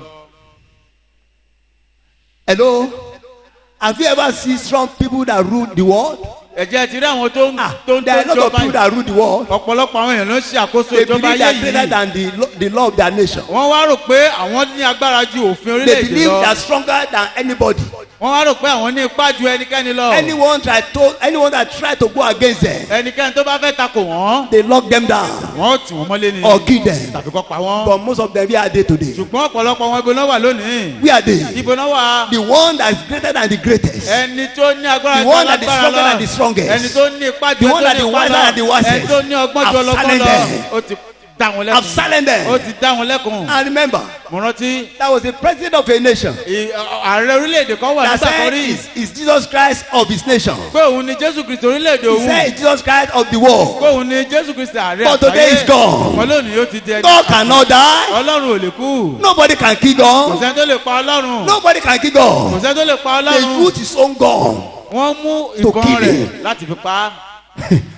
with all his pẹ̀lú strongest. gbogbo agbára rẹ̀. When he walk tó bá majestically. ń rìn ó máa ń rìn bí aláṣẹ. His own people àwọn ènìyàn rẹ̀ collect his own gun. wọ́n gba ìbọn lọ́wọ́ They call rẹ̀. that gun golden wọ́n gun. ní ìbọn tó They jẹ́ shot wúrà him. ní wọ́n sì fi pa á. And kill him. wọ́n sì pa á. When Nebuchadnezzar, nígbà tí Nebukadnezari. when he thought he's stronger than anybody, tó rò pé òun ní ipá ju ẹnikẹ́ni he lọ. was so proud. ó wá ní ìgbéga. God converted him from human being to animal. ọlọ́run wá yí padà láti ènìyàn di The Bible ẹranko. said he ate grass like bíbélì ní pé animal. ó jẹ ewé bí ẹranko. He ate grass for 7 fún years. ọdún méje ló fi jẹ koríko. Complete 7 fún years. ọdún méje gbáko. Until he come back to his nítorí senses. àfìgbà tó That rí the rẹ̀ wá most pé high God pé ọ̀gá is the ògo greatest jùlọ. among the òun greatest. ni ó tóbi ju He's gbogbo alágbára mightier lọ. than man. ó ní agbára Then ju God ènìyàn lọ. restored him. ìgbà náà lọ́lọ́run wá dá a padà sípò. Who is that man? talẹ́ni náà. Who is that woman ta ni arábìnrin náà. that taking God position in your life? tó wá ń gba ipò ọlọ́run nínú ayé rẹ̀. That taking God position in your destiny? tó wá ń gba ògo ọlọ́run nínú ayé That say rẹ̀. unless he die, tó wá ní àyàfi tó wù bá kú. you will not get to your pé ò destination. lè débi ògo rẹ̀. As he has spoken, bó ṣe sọ you will yìí die for your sake. yóò dání yóò kú nítorí Anyone that be standing on your way to the mountain ẹnikẹ́ni tó top, ti ń dúró sí dèhọ́ tó ń dé àdènà rẹ tí ò fẹ́ débi it shall ògo rẹ become your stepping yóò wá stone. di àpáta owó Into your greater àtẹ̀mọ́lẹ̀ rẹ height. láti jẹ́ kó débi ògo. In the name of Lórúkọ Jesus, Jésù Kristi. the Most High God ọ̀gá ògo jùlọ. is stronger. ó ní ipá àti agbára. Than the strongest. ju ẹni tá a pè lálágbára. Number 4. ìkẹrin. The Most High God ọ̀gá ògo jùlọ. is higher than the highest. ó ga ju ẹlẹ́gàra lọ. The God we serve ọlọ́run tí àwa sìn. is higher ó ga jùlọ. than the highest. ju ẹni tó wà nípa ipò ńlá How do lọ. I know that? báwo ni mo ṣe mọ èyí. Book of Ecclesiastes 5:8. ìwé oníwàásù. He said, Orí if karùn-ún. thou see the oppression of the poor and violent perfecting of judgment and justice in the province, marvel not at the matter, for he that is higher than the highest regarded and there he be higher than they. When you see people being oppressed, yes, go ahead. bí ìwọ bá rí ìnilára àwọn olùpọ́njú àti ìfi agbára yí ìdájọ́ àti òtítọ́ padà ní àìgbèríko má ṣe jẹ́ kí ẹnu kí ó yà ọ́ sí ọ̀ràn náà nítorí pé ẹni tí ó ga jù ń sọ ẹni tí ó ga àti ẹni tí gíga jùlọ wà lórí wọn. Listen. gbọ́ mi. The God you serve, ọlọ́run tí wọ́n sìn. the God I serve, ọlọ́run tí mò ń sìn. is higher than every forces of darkness. ó ga ju gbogbo agbára Is òkùnkùn lọ. stronger than any forces of ó darkness. ní ipá ju gbogbo ipá agbára òkùnkùn. Is the God that brought down Goliath. ọlọ́run tó mú gòláyàtì wálẹ̀ mà ní. The Bible says bíbélì sọ Goliath was so tall, gòláyàtì ó mà ga jùlọ. so huge, ó sì ní ipá ó sì gbọlẹ̀. but only a baby boy. ṣùgbọ́n ọmọkùnrin kékeré He brought him down. ó mú wálẹ̀. Not with weapon of warfare, kì í ṣe nípa ohun ìjà ogun but only stone. ṣùgbọ́n nípa òkúta. Only stone. òkúta kan péré. That stone is not ordinary stone. òkúta yìí kì í ṣe òkúta lásán. Is the Christ, jésù kristi ni. Jesus Christ, jésù kristi. that's inside that ó stone. wà nínú òkúta And he yìí. hurt his head. ó sì kì í wọ̀ The lórí. one that believed is higher than the èyí highest. tó rò pé òun ni ó ga He jùlọ. was brought down in open the grave. amúbalẹ̀ nínú ìtìjú. I declare today, mo pàṣẹ lónìí. every Goliath, gbogbo gòláyàtì. every Goliath gbogbo òmíràn gòláyàtì. that mocking your tó ń destiny kẹ́gàn ògo àti That ìjọwájú mocking your rẹ. God. tó ń kẹ́gàn by the ọlọ́run rẹ. voice of by the word of my mouth. nípa ọ̀rọ̀ ẹnu Today they have been brought lónìí down. ọlọ́run mú ọba They have rẹ̀. been brought down in disgrace. mú ọba rẹ̀ nínú ìtìjú. God shall disgrace them. ọlọ́run yóò dojú tì He wọ́n. shall disgrace them. ọlọ́run yóò dojú Shall tì disgrace wọ́n. them. ọlọ́run yóò dojú In the tì name wọ́n. of Jesus. lórúkọ jésù kristi. Listen, ẹ gbọ́. God is able to bring down mountains ọlọ́run ní ipá àtàgbára that láti mú standing between you òkè ńlá wálẹ̀. and your next level. gbogbo òkè tó wà láàrin ìwọ àti Do you believe òṣèré rẹ. that? tí ẹ gbà yí gbọ́. Do you believe tí ẹ that? gbà yí gbọ́. It's like I'm talking to people that doesn't believe. ó dàbí pé mò ń bá àwọn èèyàn tí ò gbà mí gbọ́ sọ̀rọ̀. No matter how your mountain is kò high. sí bí òkè ìṣòro wájú rẹ ṣe lè ga When I tó. say tí mountain, n bá ní òkè I'm ìṣòro. talking about problem. mò ń sọ̀rọ̀ nípa wàhálà No òun matter ìdààmú. how higher it kò is, sí bí wàhálà òun ìdààmú rẹ ṣe ga tó. the most high God ọ̀gá ògo jùlọ. that you serve, tí wọ́n sìn. that you come to see tẹ today, wá bá pàdé is lónìí. higher than them. ó ní ipa ó ga jù wọ́n lọ.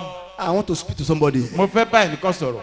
There's a power from your village agbára kan wà láti abúlé rẹ wá. that believe you not amount to anything. tó gbàgbọ́ pé o ò lè jẹ́ ènìyàn If I kankan call by láyé. God, tí ọlọ́run bá pè mí. I'm not the picture of that mo power. pàṣẹ ikú fún I'm not the picture of that power. mo pàṣẹ ikú fún I'm agbára not the burúkú picture of that yìí. power. mo pàṣẹ I'm not the ikú picture of that fún power. agbára burúkú yìí. I'm not the obituary mo of that power.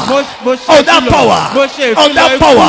agbára In the òkùnkùn name of yìí. Jesus. lórúkọ jésù kristi. Any village power that be pursuing your life, gbogbo agbára tó that lè ti máa monitor tẹ- your destiny, tó ti ń today tọ I ipò rẹ silence lónìí. them. Mo I dá wọn silence lẹ́kun. them. Mo dá wọn I lẹ́kun. silence them. Mo dá wọn I lẹ́kun. silence them. Mo dá wọn lẹ́kun. In the name of Lórúkọ Jesus. jésù kristi. Any power agbára kágbára. that waiting for your own obituary, tó ń dúró de as ìsìnkú my rẹ. God live, bọ́lọ́run mi ti they shall live in vain. àwọn ni yóò They shall kú. live in vain.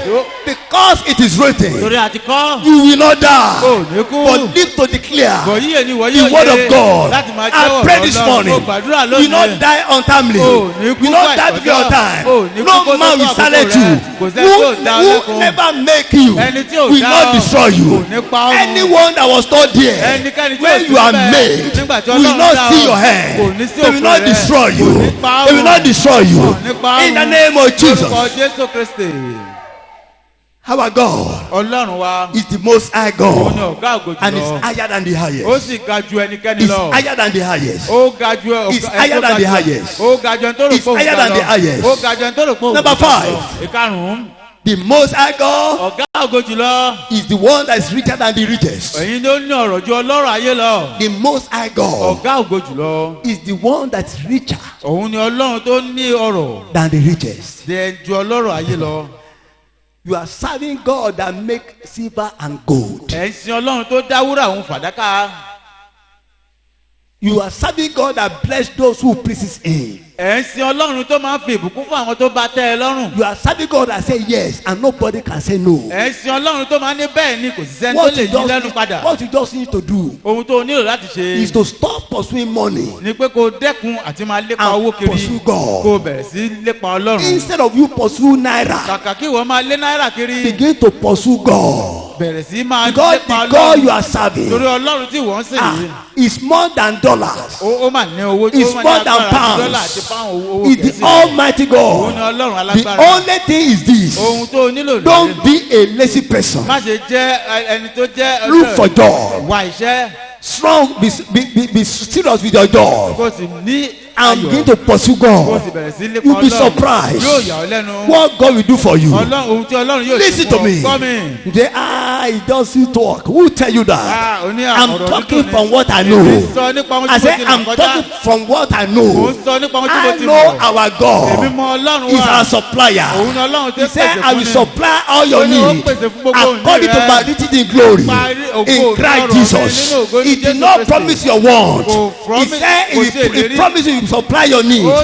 ṣèlérí pé That yóò God is pèsè gbogbo able. ohun tó o nílò fún ọ ọlọ́run yìí ní ipá I've seen something in this world. mo ti rí àwọn ohun Listen, look at ìyàlẹ́nu my ayé face. yìí I'm not a baby. Oh. mi ò ṣọmọdé With my age, pẹ̀lú ọjọ́ orí mi I have little knowledge. mo ní àwọn òye díẹ̀ I've seen that people that pursue money, mo ti rí òye rẹ̀ pé àwọn tó They don't ń even lépa have the owó money. kiri wọn kì í ní they ẹ̀mí don't have the gígùn money. wọn kì í ní I've owó seen yìí it. mo ti I've rí studied it. mo ti ṣòro yẹ People that pursue money, àwọn tó ń lépa They don't owó have kiri wọn kì í ní owó yìí they don't have it. wọn kì í ní The more they pursue it, bọ́n ṣe ń tiraka the more it run for them. bọ́n ṣe ń lépa owó yìí lówó ń But sá when fún you wọn turn around, ṣùgbọ́n tó o bá yí padà I begin to pursue o God. bẹ̀rẹ̀ sí lépa ọlọ́run Money will pursue owó ni you. yóò máa lé ọkùnrin Money will pursue owó you. yóò máa lé I'm ọkùnrin speaking to somebody here this Mo ń bá morning. ẹnìkan sọ̀rọ̀ If you lónìí. can listen, Tó o bá lè gbọ́ you pé- understand what I'm saying. God will give understanding heart ó yẹ to ọ understand what I'm saying. jọ̀wọ́ jẹ́ kí ó yé How rẹ̀ do I kó know yé ọ this? báwo mo ṣe mọ èyí Listen, gbọ́ mi.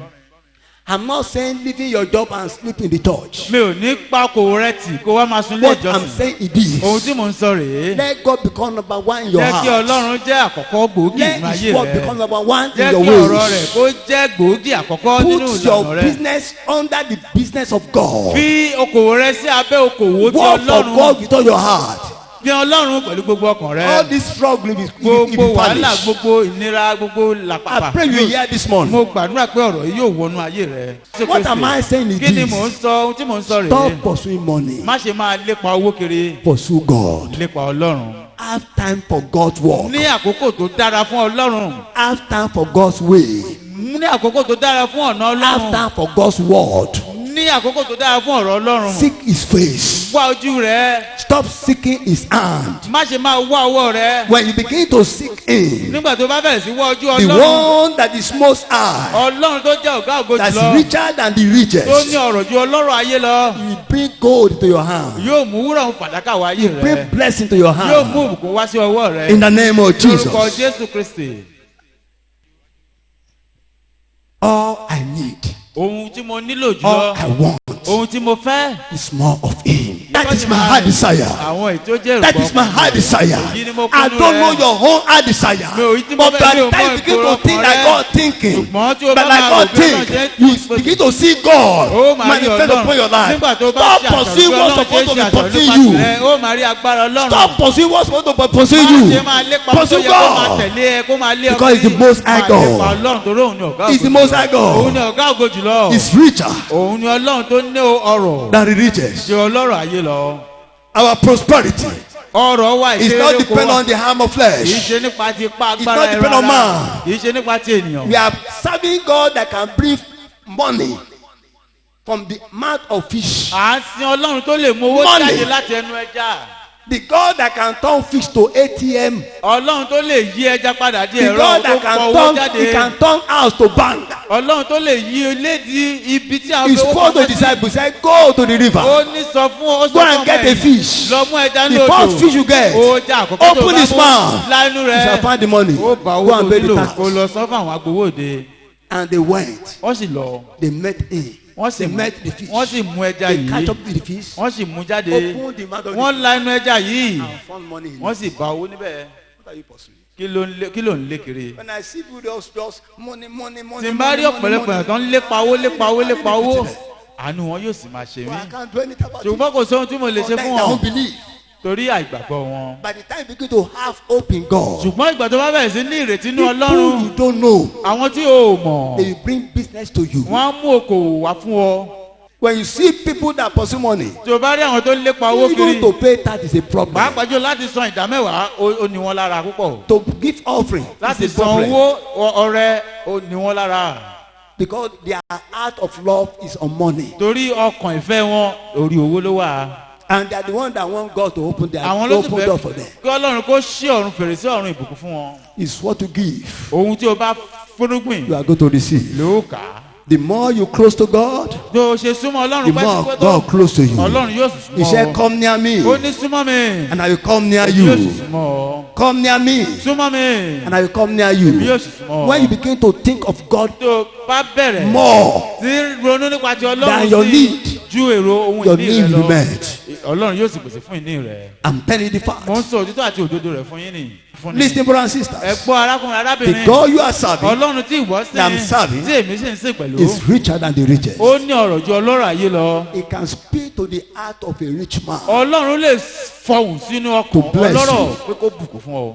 o tó fi ń I bu pray this àforílẹ̀ morning rẹ̀ mo gbàdúrà fún ọ on my lónìí heart. pẹ̀lú ọkàn mi. Everyone that are hearing my voice, gbogbo ẹ̀yin tẹ́ ń gbóhùn you mi understand what I'm saying. òye rẹ̀ yóò yé That yín when you begin to pursue nítorí pé ìgbà God, tẹ́ bá bẹ̀rẹ̀ sí lépa when you begin to ọlọ́run pursue tẹ́ bẹ̀rẹ̀ sí God, lépa when wá you ojú begin rere to do things ọlọ́run of God, tẹ́ ń ṣe ohun tí when your ọlọ́run heart desire, nígbà tí ohun all ọ̀rẹ́ your love gbogbo ìfẹ́ yín is on God ó Almighty, jẹ́ lórí ti ọlọ́run God alààyè. will surprise ọlọ́run you. yóò yà yín lẹ́nu. God will surprise Ọlọ́run yóò you. yà yín All lẹ́nu. your labor, Gbogbo it will ipá turn yín. to blessings Gbogbo Ọlọ́run yóò in the sọ di name of ìbùkún fún yín. Jesus. Lórúkọ Jésù When you Kristi. call only Nígbà one tí ẹ bá blessing, pe Ọlọ́run all lẹ́ẹ̀kan, that will answer you. In the name of Jesus. In the name of Jesus. In the name of Jesus. lórúkọ Jésù Kristi. Some people say, but what are people that are rich? ìgbà mìíràn àwọn tó bá lọ́rọ̀ But they didn't go to church. wọ́n á ní ṣùgbọ́n wọn ò lọ ilé ìjọsìn. The time they are going to serve their own God is coming. ìgbà tí wọ́n sin Ọlọ́run òkùnkùn tí Hey. wọ́n bọ̀. I know most of you don't think deeply. Have ẹ̀yin you ever think àwọn deeply? èrò mìíràn wọn kì í ronú When you see jinlẹ̀. rich man in tẹ̀rí Nigeria, ọlọ́rọ̀ púpọ̀ ní Nàìjíríà. some rich man in Nigeria, àwọn ọ̀pọ̀lọpọ̀ tó jẹ́ they ọlọ́rọ̀ be lórílẹ̀‐èdè fly, yìí you be hearing their ó voice. máa gbọ́ orúkọ wọn káàkiri. But one time, ṣùgbọ́n ọgbà kan sì you don't hear bọ̀ about them anymore. ẹ̀ ní gbóhùn wọn How many mọ́ of you have ẹ̀ noticed ní it? gbórúkọ wọn mọ́ You don't hear about them anymore. ẹ̀ ní gbórúkọ wọn The mọ́ next thing you are going to hear about Ohun tẹ́ them 10 kọ̀ọ̀kan years ni after. pé He's lẹ́yìn dead. ó ti kú. If you refuse to serve God, tí o bá kọ̀ jálẹ̀ tí o fẹ́ anyone sí that refuses Ọlọ́run to serve God, tí o bá kọ̀ tó he will fẹ́ sí serve his Ọlọ́run enemy. yóò sin ọ̀tá rẹ̀ ni. When you refuse to serve tí o God, bá kọ̀ jálẹ̀ tó lóò ní sin you will Ọlọ́run serve the enemy. ó sin ọ̀tá. I pray you not serve enemy mo in Jesus' gbàdúrà name. ó ní sin ọ̀tá rẹ̀ You know lórúkọ why like Jésù. that? ṣé ẹ mọ ìdí So tó the rí time bẹ́ẹ̀ they kept quiet, Sátánì they are dákẹ́ on sick bed. ó lúgọ.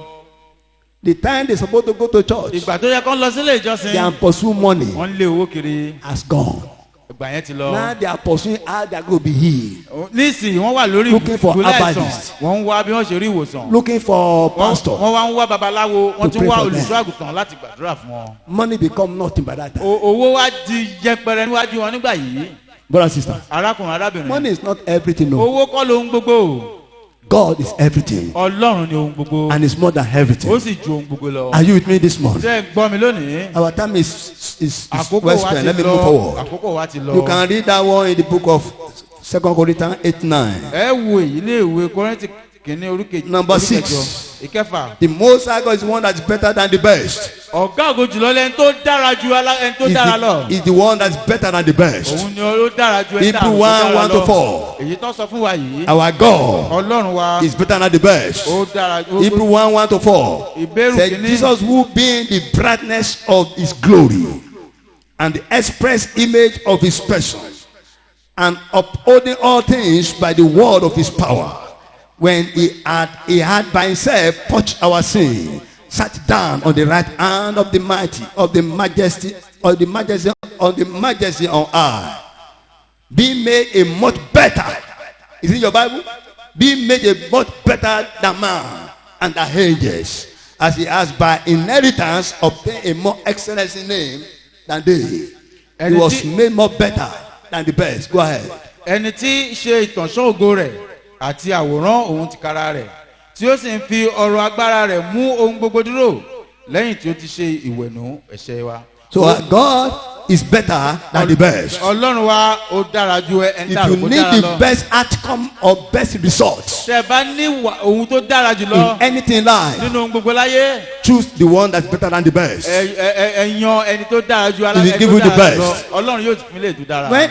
When a woman tí obìnrin marry to a rich man, tó bá fẹ́ ọlọ́rọ̀ within short period, láì you will see in his láìpẹ́ in her life ẹ rí inú ayé rẹ the blessings of that man. ìbùkún arákùnrin yìí. When you marry to God, ṣùgbọ́n tẹ́ ẹ bá fẹ́ ọlọ́run God's glory ògo ọlọ́run will show in your yóò life. farahàn lánú ayé Will show in yìí your life. yóò farahàn nínú ayé yìí. Number Ìkeje, 7, the most high God ọ̀gá ògo jùlọ is the one that bigger than the biggest. òun ni ó tóbi ju ẹni tó The tóbi most lọ. high God ọ̀gá ògo jùlọ is bigger than the ó biggest. tóbi ju ẹni tó tóbi lọ. Is bigger than your enemies. ó tóbi ju ọ̀tá rẹ lọ. Is bigger than your problems. ó tóbi ju wàhálà àwọn ìdààmú rẹ Is bigger lọ. than is bigger than barrenness. ó tóbi ju àgàn lọ. Is bigger than anything whatsoever ó tóbi ju ohunkóhun tá a lè rò lọ. you can think tó of. lè rò lọ. How do I know? báwo mo ṣe mọ èyí. Isaiah 46, ìwé àzáyà 8 to 10.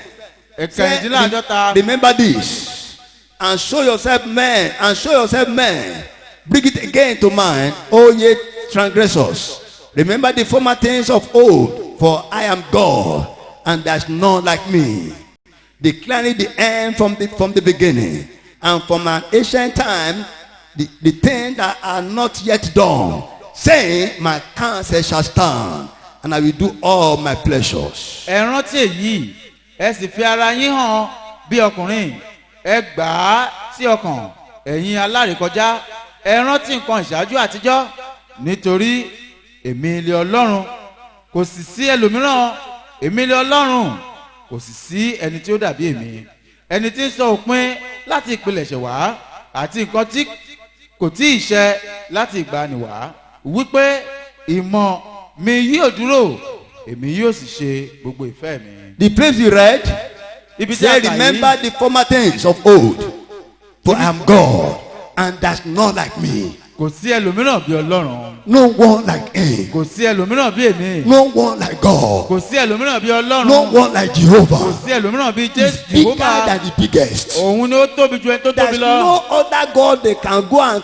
ask to destroy your life. kò sí ọlọ́run mìíràn That is alágbára bigger mìíràn tó lè than your God. tó da ayé rẹ rú tó ju Our ọlọ́run God lọ is the biggest. ọlọ́run wa ló tóbi Is jùlọ the mightiest. òun ló ní ipá jùlọ So rest your heart upon jẹ́ him, kí ọkàn rẹ kó dúró ṣinṣin nínú that is rẹ able to destroy, torí òun ni ọlọ́run tó ní ipá and láti build. parun that is able to kill ó sì lè pa and make ó sì alive. lè mú wà láàyè. Bigger than anything you can think ó tóbi of. ju ohunkóhun tó lè máa rò lọ. Is bigger than nations. ó tóbi ju orílẹ̀-èdè lọ. Have you ever think of something? ṣé ẹ ti ronú kankan bí? Israel ilẹ̀ is a Ísírẹ́lì very small country, orílẹ̀-èdè kékeré mà ní. and God established them in the middle of their enemies. ọlọ́run wá mú ọgún wá sí àárín àwọn ọ̀tá wọn gbogbo. Lebanon hate Israel. ìlú Lebanon ó mà kórìíra Ísírẹ́lì. Most of Arab world, gbogbo àwọn ilẹ̀ Árábù they yìí don't want to see wọn Israel. kò fẹ́ kàgán ní ọmọ If they Ísírẹ́lì. have chance to wipe it off, tán bá ní oore ọ̀fẹ́ láti pa Ísírẹ́lì run they will do it. wọn yóò ṣe o. But in their midst, ṣùgbọ́n láàrin wọn Israel is one of the best nations orílẹ̀-èdè Ísírẹ́lì jẹ́ orílẹ̀-èdè tó dára jùlọ. among millions of his enemies. láàrin àwọn ọ̀pọ̀lọpọ̀ mílíọ̀nù ọ̀tá rẹ̀ gbogbo. Why?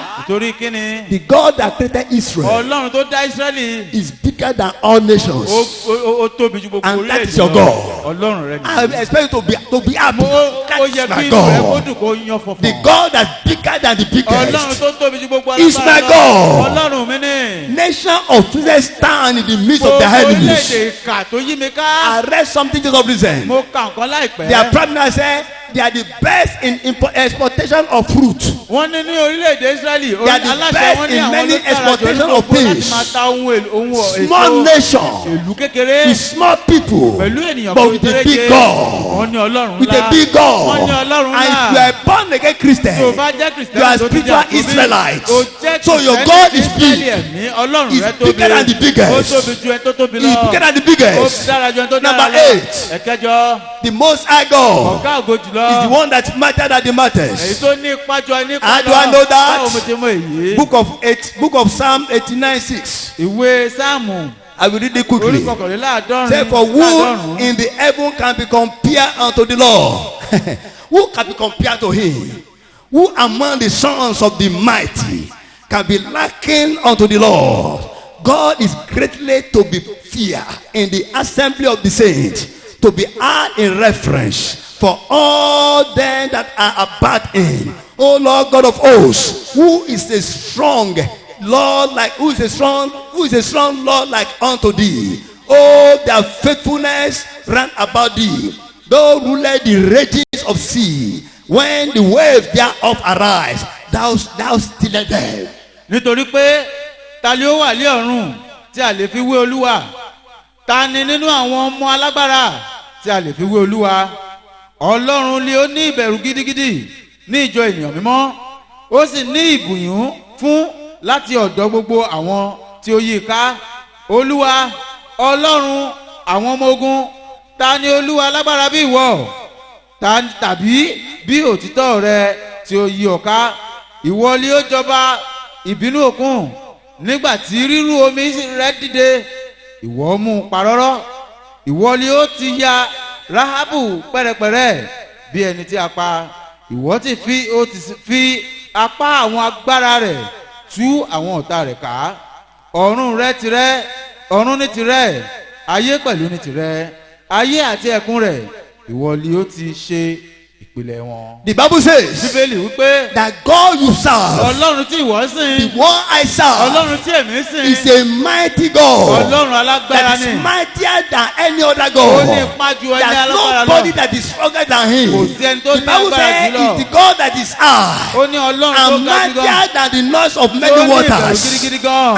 It's the God that silence the voice of the waves. ọlọ́run tó dá It's the God that can put dúró. an end to every storm. ọlọ́run tó lè I dá pray gbogbo this ìjì morning, dúró, gbogbo àdúrà every lónìí. storm of life Gbogbo ìjì that ayé be raging against your tó ti ń life, jà ní ayé that be rẹ, moving you tó ti ń around yí ọ síbi like yí a ọ sọ́hùn, wings, gẹ́gẹ́ I bí command it to be still. mo pàṣẹ kó I dáwọ́ command it to dúró, be still. mo pàṣẹ kó I command it to be still. dákẹ́, mo pàṣẹ kó I command it to be still. mo pàṣẹ kó I command it to be dákẹ́, still. mo pàṣẹ kó I command it to be dákẹ́, still. mo pàṣẹ kó In the dákẹ́. name of Lórúkọ Jesus. Jésù Kristi. Our Lord is mightier ọlọ́run wa lágbára than the ni. nurses of waters. ó sì dára ju ó Yes, lágbára mightier than the waves of the omi sea. lọ. ó lágbára ju ìjì òkun lọ. Their testimony are very sure. ẹ̀rí wọn rántí sọ The name of yìí. God is very sure. Eléyìí- You can read more in the book of Psalm 93 ẹ lè túkà sí 4 to ìwé 5. ìwé sáàmù kàtẹ́lẹ́ and read more in the book àádọ́rùn-ún. of Psalm 24. àti ìwé sáàmù 7 to 10. ìlógún Listen, our God is mighty. ẹ̀gbọ́n ọlọ́run wa The lágbára Bible says bíbélì sọ in the book of Psalm 24, ní ìwé he sáàmù said, lift up your ó ní head, ẹgbẹ́ orí sókè O you gates, ẹ̀yin ẹlẹ́kùn and be ye lifted ẹgbẹ́ orí up, sókè ye everlasting doors, ayérayé. and let the King of glory come ọba in. ògo Jèhófà. Who is the King of glory? Ọ̀gá ògo The jùlọ. strong and the mighty, Tó ní ipá àti the Lord agbára. that mighty in a battle. Ọlọ́run tó ní The agbára God ní you pàṣẹ. serve Ọlọ́run is tí a a God sìn. that is mighty in a battle. Ọlọ́run tó ní ipá No àti agbára battle ní can ogun. defeat Kò him. sẹ́ni tó lè No borí rẹ̀ battle ní can ogun. overcome him. Kò sí ogun tó You lè might be borí rẹ̀. losing war. Wọ́n lè máa You lu might be agbára. losing battle, Wọ́n lè máa but lu- you cannot lose war Wọ́n lè because lọ- your God Almighty Ọlọ́run rẹ̀ is a God that always alágbára wins. ni. He's a winner Ó máa day by borí day. ni. Ajagun I borí say ni. he's a winner day by day. Mo sọ You might be lójoojúmọ́. losing battle right Ó lè now. máa It borí- is not who that lose battle ìwọ ni ó that jagun win the lógun. war. It is the one that win the war Ẹni tó bá that is a jagun winner. lógun I'm ni ọ- speaking today. Mo pàṣẹ You are lónìí. born winner. You are born winner. ìwọ You are jagun born borí. winner. Ajagun borí Because ni your ọ. God is mighty. Torí Ọlọ́run rẹ̀ You shall not fail. Ó ní You shall not fail. Ó ní ìjákulẹ̀. You shall not fail. Ó ní ìjákulẹ̀. Every sorrow Gbogbo in your heart today Gbogbo I ègún. eliminate Lónìí, it by mo the dá- point of God. lórúkọ I Jésù put to an end Mo fi every òpin sí struggling gbogbo in your ìdí- businesses, gbogbo- in your careers, gbogbo wàhálà in your nínú life, okòwò rẹ. in your destiny. In the name of Jesus, I command doors of heaven, doors of blessings, doors of greatness, doors of abundance, doors of testimony, doors of breakthrough to be open unto your life. In the name of Jesus, lórúkọ Jésù Kristi. the Most High God ọ̀gá ògo jùlọ. is the King of glory. òun ni ọ̀gá ògo The jùlọ. Most High God ọ̀gá ògo is the jùlọ. Lord strong Òun ni and Ọlọ́run. mighty in a battle. Òun ni ipá The ní Most agbára. High Ọ̀gá God ògo is the jùlọ. King of kings. Òun ni ọba The àwọn Most ọba. High Ọ̀gá God ògo is the jùlọ. Lord of hosts. Òun ni The Ọlọ́run Most High àwọn God ọba. is the Ọ̀gá Lord ògo of lords. jùlọ. Òun ni The Ọlọ́run Most High àwọn God ọba. Ọ̀gá is the ògo Rock of jùlọ. ages. Òun ni The Ọlọ́run Most High God ayé. is Ancient Ọ̀gá of ògo days. jùlọ. Òun ni The ayé Most High ọjọ́. God Ọ̀gá is ògo present jùlọ. at the morning Òun star. ni Ọlọ́run The Most tó High lẹ́jù God lọ. is the one that is. Òun The ni Most olówó High ìsàn. God Ọ̀gá is the ògo one that jùlọ. was. Òun ni ó The Most High God Ọ̀gá ògo is the one jùlọ. that is to come. Òun ni ó tó The Most wá. High Ọ̀gá God ògo is the I jùlọ. am that I am. Òun ni èmi tí The ń jẹ́ Most èmi. High Ọ̀gá God ògo is the jùlọ. great physician. Òun ni The Most High God Ọ̀gá ògo is the jùlọ. God of all flesh. Ọlọ́run The gbogbo Most High rárá. God Ọ̀gá ògo is the jùlọ. one who can counselor. The Most High God is the great of all things. The Most High God is Jehovah God. Is Jehovah God. Is Jehovah God. Is the make working God. Is the God of signs and wonder. Is the Alpha and Omega. Is the seed of the woman. Is the Almighty God. Is the Almighty God. The Most High God. Is the Most High God. Is a great physician. Receive your breakthrough. Receive your healing. Receive your healing. Receive your healing. Receive your healing. Receive your testimony. In the name of Jesus. In the name of Jesus. In the name of Jesus.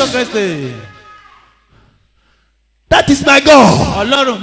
And that is your God. The Most High God. Great physician. Mightier than the matters. Is mightier than sickness. I command every sin in your body to give way. I cause sickness in your body. In the name of Jesus. Any situation in your life that you are tired of, today I remove them. I terminate them. In the name of Jesus. Whatever battle that you are facing, that you cannot tell anybody, the God that knows the secrets, the God that knows your beginning and know your hand, he shall intervene this morning. You receive your healing. Receive your healing. Receive your healing. Receive your healing. Receive your healing. Receive your healing. In the name of Jesus. Miracle of come and see. Shall be your portion. In the name of Jesus. That secret sin that frustrating your effort. That secret sin that limiting your progress. Today I silence that sin in your life. You shall walk in the pure way. You shall walk in holiness. In the name of Jesus. I speak to your organs to receive healing. In the name of Jesus. In the name of Jesus. The Bible says, for this purpose, the Son of God was made manifest that he might destroy the work of the devil. Every work of the devil in your blood, in your organs, in your system, in your stomach, in your head, in your body, in your life, I rebuke them. I rebuke them. I rebuke them. I rebuke them. In the name of Jesus, I rebuke hypertension. In the name of Jesus, I rebuke liver cirrhosis. In the name of Jesus, I rebuke cancer. In the name of Jesus, I rebuke fibroid. In the name of Jesus, I rebuke them. I rebuke them. I rebuke them. I rebuke hypertension. In the name of Jesus, anything called sickness, I rebuke them. I rebuke them. I rebuke them. I rebuke them. Receive your healing. Receive your deliverance. Your deliverance is now. This is your day. This is your day. This is your day. Your days of breakthrough. Your days of breakthrough. Receive your breakthrough. This is your day, the day of your healing.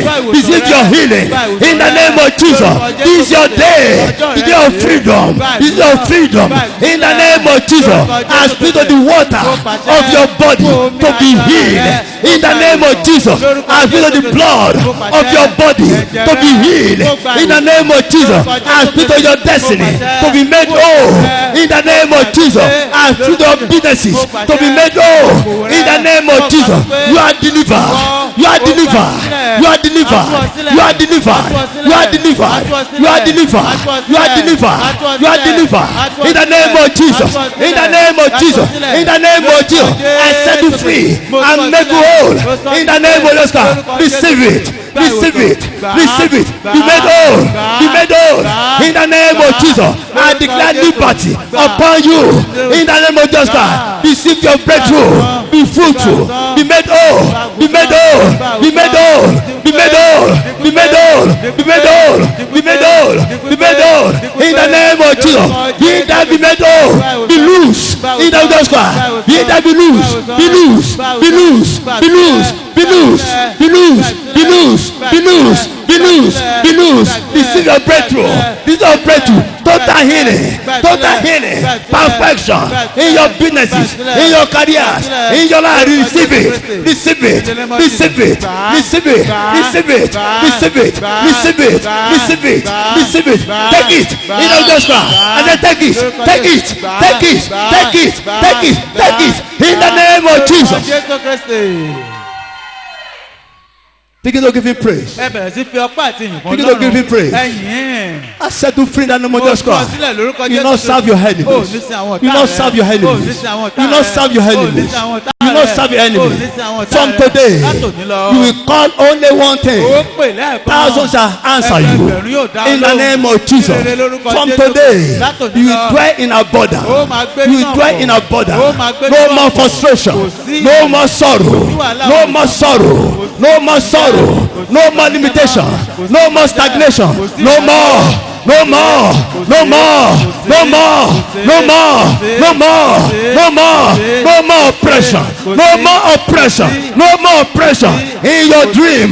No more oppression in your businesses. No more oppression in your careers. No more oppression in your house. No more oppression in your goings out. No more oppression in your coming in. No more oppression. No more. No more. No more. No more. No more. No more. No more. In the name of Jesus. Jésù Kristi. The Bible declares, Bíbélì sọ. He said, whoever the Son of God set free, Ó ní ẹnikẹ́ni tí ọmọ Ọlọ́run Is free sọ di indeed. òmìnira, ó di You òmìnira are free nítòótọ́. indeed. Ó di òmìnira nítòótọ́. You are free indeed. Ó di òmìnira nítòótọ́. You are free indeed. Ó di òmìnira nítòótọ́. You are free indeed. Ó di òmìnira nítòótọ́. if I call by Ọlọ́run God, bá pè mí. today Lónìí. shall be a marking point Yóò di ibi of ẹ̀ka turnaround nínú ayé rẹ. to a greater level Sí ibi gíga. for your life. Fún ayé rẹ. You will need to testify Ó máa jẹ́rìí. on today's service. Pé lónìí In the jẹ́ name of òní. Jesus. Ẹ̀rí ńlá. In the name of Lórúkọ Jesus. Jésù In the Kristi. name of Jesus. Lórúkọ Jésù In the Kristi. name of Jesus. Lórúkọ Jésù Kristi. Give him praise. Ẹ fi ògo fún Ọlọ́run. Give him praise. Ẹ fi ìyìn fún Ọlọ́run. Give him praise. Ẹ fi ìyìn fún Ọlọ́run. Give him praise. Ẹ fi ìyìn fún Ọlọ́run. Give all the glory. Ẹ fi ògo fún Ọlọ́run. Glorify his holy name. Give him Ẹ fi praise. ògo fún orúkọ rẹ̀.